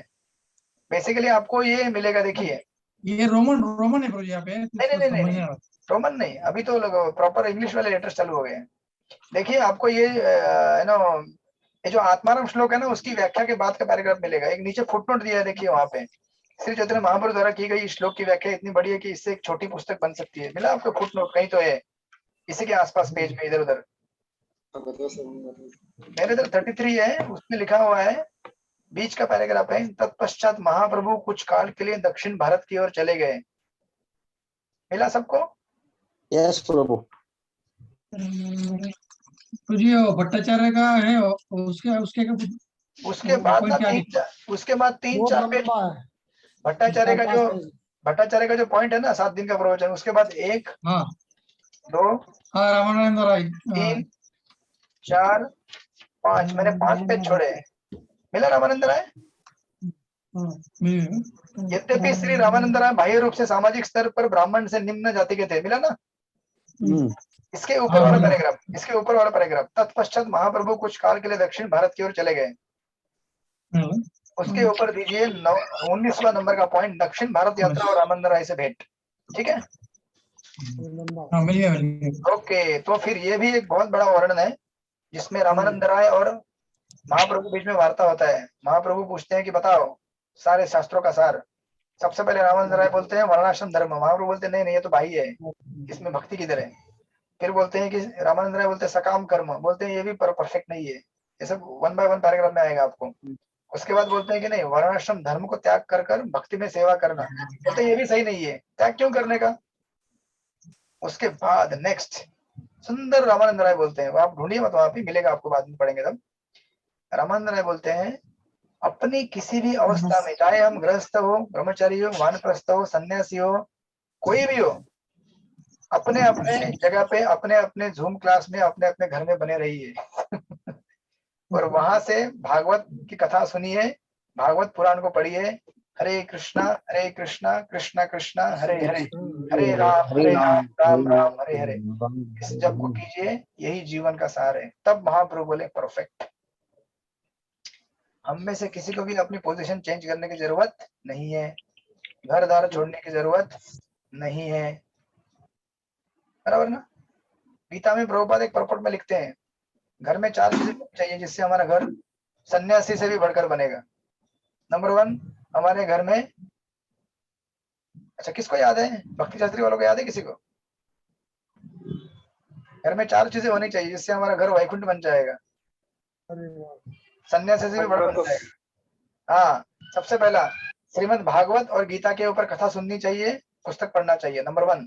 नंबर 2, महामंत्र का जप करना चाहिए, हरे कृष्णा कृष्ण कृष्ण हरे हरे, हरे राम राम राम हरे हरे। सुबह शाम, प्रभुपाद बोलते सुबह शाम, केवल सुबह नहीं, ये केवल शाम को नहीं, सुबह शाम बीच में घर द्वार का काम कीजिए, फिर सुबह और शाम को।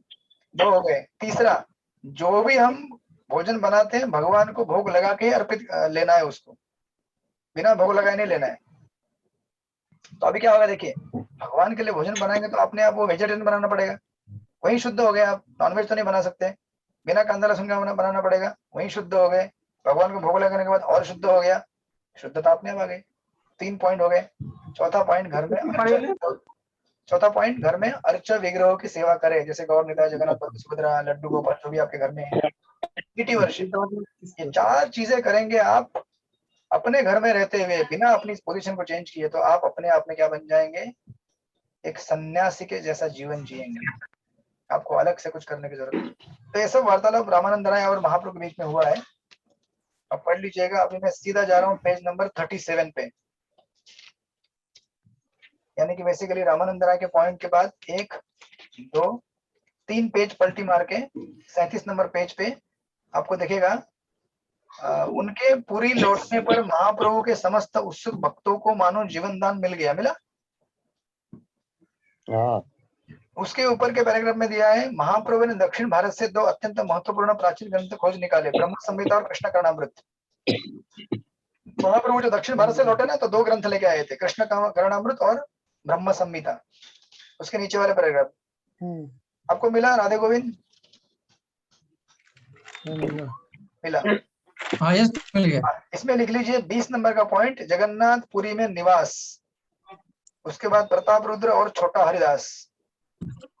जगन्नाथपुरी में निवास कौमा प्रताप रुद्र महाराज और छोटा हरिदास, ये सब घटनाएं वहां पे घटी है। तो बेसिकली महाप्रभु फिर जगन्नाथपुरी में रहने लगे, प्रताप रुद्र महाराज को अपनी कृपा दी। हालांकि महाप्रभु कहने लगे कि अरे भैया मैं नहीं मिल सकता राजा से, राजा विषयी है, धन दौलत संपत्ति और स्त्री के संग में रहता है, मैं नहीं मिल सकता उससे। तो बाकी भक्तों ने कहा लेकिन अरे वो महाराज, वो तो बहुत बड़ा भक्त है आपका। तो महाप्रभु ने फिर रथ यात्रा में देखा कि राजा क्या कर रहा है, घोड़े पे बैठा है। हरे कृष्ण प्रभु जी। हाँ प्रभु जी, जगन्नाथपुरी में निवास में इसके बाद क्या लिखा? जगन्नाथपुरी में निवास कौमा प्रताप रुद्र महाराज कौमा हरिदास छोटा हरिदास, 3 घटनाएं हैं। तो महाप्रभु ने देखा कि राजा क्या कर रहा है, झाड़ू मार रहा है। बोले अरे इतना बड़ा राजा हो के जगन्नाथ के सामने झाड़ू मार रहा है, ओके इसको कृपा देनी चाहिए। फिर कृपा दे दिया, जगन्नाथ वल्लभ गार्डन में सब गोपी गीत सुनाया राजा ने जब। और एक प्रसंग का वर्णन है छोटा हरिदास का। तो महाप्रभु एक आदर्श सन्यासी थे, अपने जीवन काल में उन्होंने एक आदर्श चरित्र का निर्माण किया। तो उन्होंने देखा कि छोटा हरिदास के मन में कुछ विषय वस्तु की ना भावनाएं आई है, तो उन्होंने अपने सभा से उसको निकाल दिया। छोटा हरिदास ने आत्महत्या कर दिया। ये सब घटनाएं आएंगी चैतन्य चरित्र में। फिर महाप्रभु ने बोला कि सही है, इसकी सजा एक ही होनी चाहिए, आत्महत्या। हालांकि महाप्रभु ने आंतरिक भाव से छोटा हरिदास को अपना प्रेम प्रदान कर दिया, लेकिन बाह्य दिखाने के लिए दिखाया कि एक विरक्त व्यक्ति को कैसे रहना चाहिए, राइट। तो वो सब वर्णन वहां पे आएगा। उसके बाद 39 पेज पे जाइए आप, आगे वाले पेज पे 39। जब तक महाप्रभु पुरी में रहे, उनके हजारों भक्त भगवान जगन्नाथ की रथ यात्रा के समय उनका दर्शन करने आते थे, मिला? या पॉइंट नंबर 21 है, पुरी की रथ यात्रा। पॉइंट नंबर 21 पुरी की रथ यात्रा। तो बंगाल से हर साल बहुत सारे भक्त महाप्रभु के लिए बहुत सारा प्रसाद, बहुत सारा मतलब इतना प्रसाद कि 6 महीने तक महाप्रभु उसको टेस्ट करते थे राघवेरा झोली, राघव पंडित का जो बड़ा थैला आता था, और जो उनके सर्वेंट थे गोविंदा, उनको सारे भक्त पूछ पूछ के परेशान करते थे, अरे महाप्रभु ने हमारा चखा क्या, हमारा प्रसाद चखा क्या? गोविंद बताता, अरे क्या करूं? तो एक दिन महाप्रभु के पास गए, बोले महाप्रभु सब भक्त मुझे परेशान करते हैं और मुझे झूठ बोलना पड़ता है कि महाप्रभु ने चख लिया, मैं बहुत टेंशन में हूँ। महाप्रभु बोले क्या है, लाओ इधर पूरा। तो पूरी थैलियां लेके आए, एक झटके में सब खत्म कर दिया खा पी के। बोले और कुछ है क्या? टेस्ट करने के लिए। नहीं, खत्म हो गया। संतुष्ट? बोले जाओ अब। ये बहुत सुंदर वर्णन चैतन्य चरितामृत में दिया गया है, एकदम रसमय। उसके बाद का नेक्स्ट पैराग्राफ, कुछ काल पश्चात महाप्रभु उत्तर भारत की यात्रा पर चल पड़े। मिला? नेक्स्ट पैराग्राफ वो है आपका 22 नंबर, वृंदावन भेंट। वृंदावन भेंट। तो महाप्रभु अभी अपने वृंदावन की तरफ निकले, और वृंदावन में आपको उसके बाद देखिए आगे वाले पड़ेगा। और वृंदावन जाते समय झारीखंड फॉरेस्ट से गए, वहां पे उन्होंने हाथी, घोड़े, खरगोश सबको क्या कर दिया, हरे कृष्णा कृष्णा कृष्णा हरे हरे, हरे राम राम हरे हरे, सबसे कीर्तन करवाया और दिखाया कि अगर जानवर कीर्तन कर सकते हैं और कीर्तन में एक हो सकते हैं, मिल सकते हैं, तो मनुष्य क्यों नहीं मिल सकते हैं। उसके आगे वाला पैराग्राफ, आगे से आगे वाला उसी पेज में, सनातन गोस्वामी जो पहले साकर मलिक नाम से जाने जाते थे। मिला आपको? हाँ मिला। ये आपका 23 नंबर का पॉइंट है, प्रकाशानंद सरस्वती का उद्धार। प्रकाशानंद सरस्वती का उद्धार। तो बेसिकली जब महाप्रभु बनारस पहुंचे, बनारस में 60,000 मायावादी सन्यासियों का उन्होंने उद्धार कर दिया। वो पूरा प्रसंग आप पढ़ लीजिएगा वहां पे। और वहीं पे उन्होंने क्या किया, नहीं वहां पे नहीं, तो ये बहुत लंबा वर्णन है। जैसे सार्वभौम भट्टाचार्य को उन्होंने शिक्षा दिया ना, तो लगभग इस पॉइंट से 1 2 3 पेज पलटी मार के जाइए आप आगे। उन 3 पेज में पूरा महाप्रभु का वो जो वर्णन है कि उन्होंने किस तरह से प्रकाशानंद सरस्वती को क्या किया, प्रभावित किया। बेसिकली प्रकाशानंद सरस्वती क्या थे, मायावादी सन्यासियों के गुरु थे। और एक सभा में महाप्रभु चप्पल स्टैंड के इधर बैठ गए, सभा में जब जा रहे थे तब।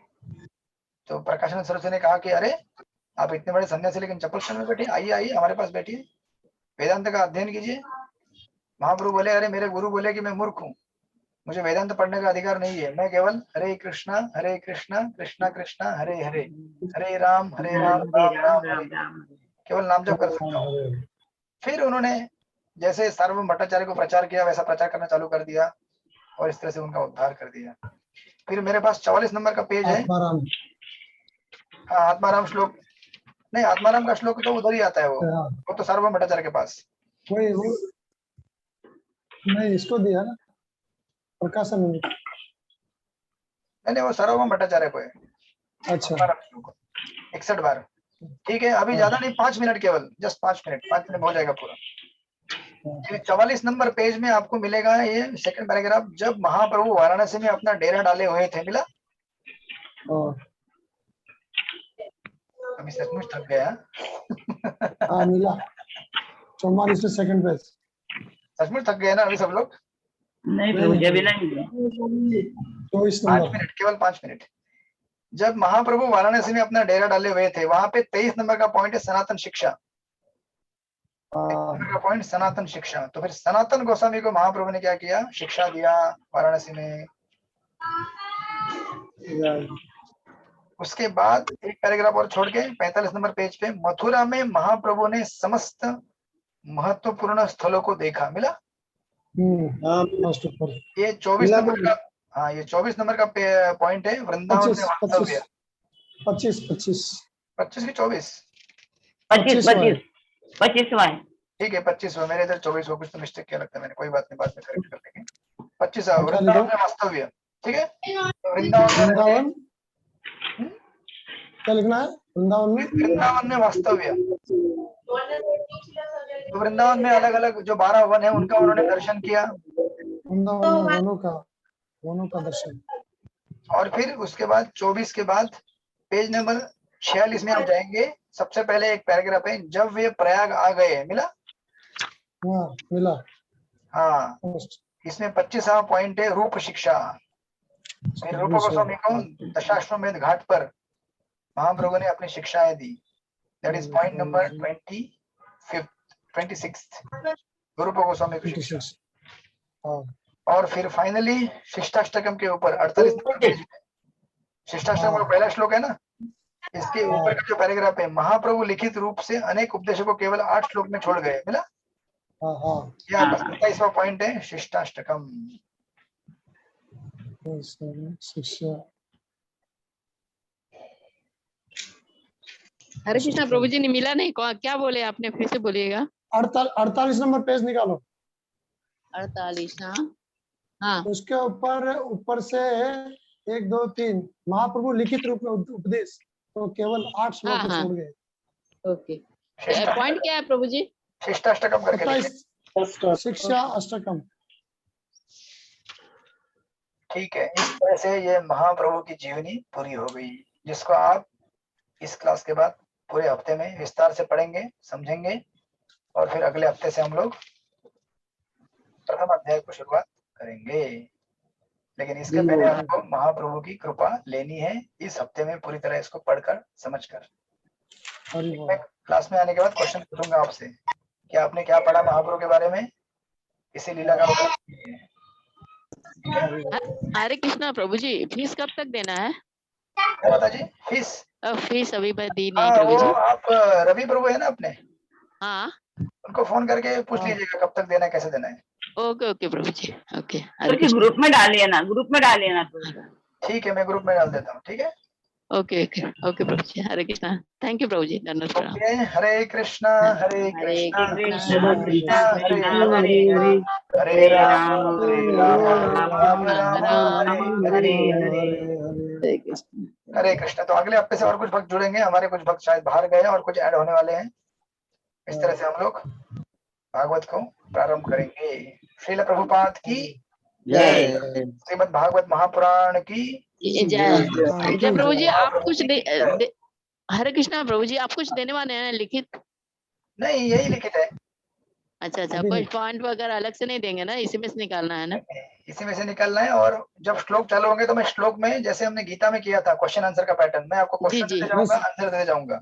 ओके ओके, उसी ठीक क्वेश्चन अच्छा हरे कृष्ण ओके बाबू। प्रभु जी। हाँ, यस प्रभु जी। Thank you. हरे कृष्ण।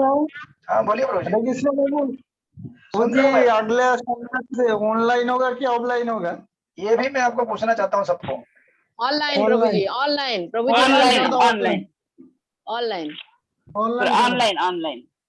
ठीक है, आप सब लोग ऑनलाइन रेडी, तो मैं भी ऑनलाइन रेडी हूँ। हाँ प्रभु जी, ऑनलाइन ही कर दीजिए प्लीज। ठीक है, चलेगा। जी एक ही महीने के बाद किसी का कोई प्रश्न है? जी नहीं प्रभु जी। प्रभु जी मैं क्या बोलूँ, अभी मई महीने के बाद ऑफलाइन लीजिए। नहीं प्रभु जी, ऑफलाइन हमें नहीं होगा। हाँ, नहीं, आप लोग तो ऑफलाइन बाहर है मेरा तो भी नहीं ऑनलाइन होगा ही प्रभु होगा। जी, मुझे बाहर जाना है। ठीक है। अभी कुछ समय के लिए चलने दीजिए ऑनलाइन, फिर देखा जाएगा। ठीक है, ओके क्योंकि अभी यहाँ पे बहुत सारे भक्त जो है ऑनलाइन वाले हैं, कुछ ऑफलाइन भी है, तो बाद में देख लेंगे। ठीक है ना, सर्व मंगल जनार्दन प्रभु कि नहीं? लेकिन ऑफलाइन में तो अच्छा बात, ऑनलाइन से ऑफलाइन। हाँ, करेंगे हम फ्रेंड्स, थोड़ा सेट होने दीजिए सबको। ठीक है, एक महीने के बाद चालू कर दीजिए। हाँ ठीक है। अगर ऑनलाइन ऑफलाइन चालू करेंगे ना, तो भी ऑनलाइन तो रहेगा ही रहेगा। थैंक यू प्रभु जी, थैंक यू। ठीक, ऑनलाइन चालू करेंगे तो वहाँ हरी में ऑफलाइन होगा और सामने स्क्रीन में हाँ। आप लोग ऑनलाइन से जुड़ेंगे। ओके ऑफलाइन थोड़ा अच्छा रहेगा ना प्रभु, हाँ प्रभु। ऑफलाइन थोड़ा अच्छा रहेगा, अपन कम से कम सत्संग फेस टू फेस तो कर पाएंगे। हाँ ठीक है, चलेगा, करेंगे अपन। थोड़ा सेट होने दीजिए सबको पहले। यस तो ये साइमल्टेनियसली चल सकता है दोनों? हाँ, ये साइमल्टेनियसली चलेगा। जो ऑफलाइन है वो तो ऑफलाइन रहेंगे मेरे सामने, और बाकी लोग स्क्रीन पे रहेंगे, वो स्क्रीन से जुड़े रहेंगे। ओके देखेंगे हम लोग और कैसे जाता है, कितने, मतलब वो प्रोपोर्शन में देखना पड़ेगा मुझे। और फिर ऑफलाइन में वो क्लास की अवेलेबिलिटी, टाइमिंग, वो सब देखना पड़ेगा ना। हरे कृष्णा प्रभु जी, भक्ति शास्त्री का रिजल्ट कब तक आएगा? आ गया क्या प्रभु जी? मैं तो थी नहीं है। वो तो उनके पास ही है, रवि प्रभु को पूछिए। हम लोग क्या है, बीच में अटके हैं कि निकले हैं? नहीं नहीं मेरा क्या हुआ? निकले हैं, मोस्टली सब लोग निकले हैं, मैंने मेरी तरफ से दे दिया रिजल्ट, निकले हैं सब लोग। जी जी जी okay Hare Krishna okay thank you प्रभु जी हरे कृष्ण पंचाकल्पत्र विश्व कृपा सिंधुभ्यो च पतितानां पावनेभ्यो वैष्णवेभ्यो अनंत कोटि जय कृष्ण वृंद की जय। जय श्री जय जय। हरे कृष्ण। हरे कृष्ण। फिर मिलते हैं, अगला नोटिस में दूंगा आपको। ऐसे संडे आप सब लोग ये सुटेबल है ना? जी हाँ, जी हाँ। जी प्रभु जी संडे 4 to से 6। हाँ प्रभु जी। हरे कृष्ण। हरे हरे तो आप लोग को बातें करनी है कीजिए, मैं सेशन जस्ट ओपन करके छोड़ देता हूँ।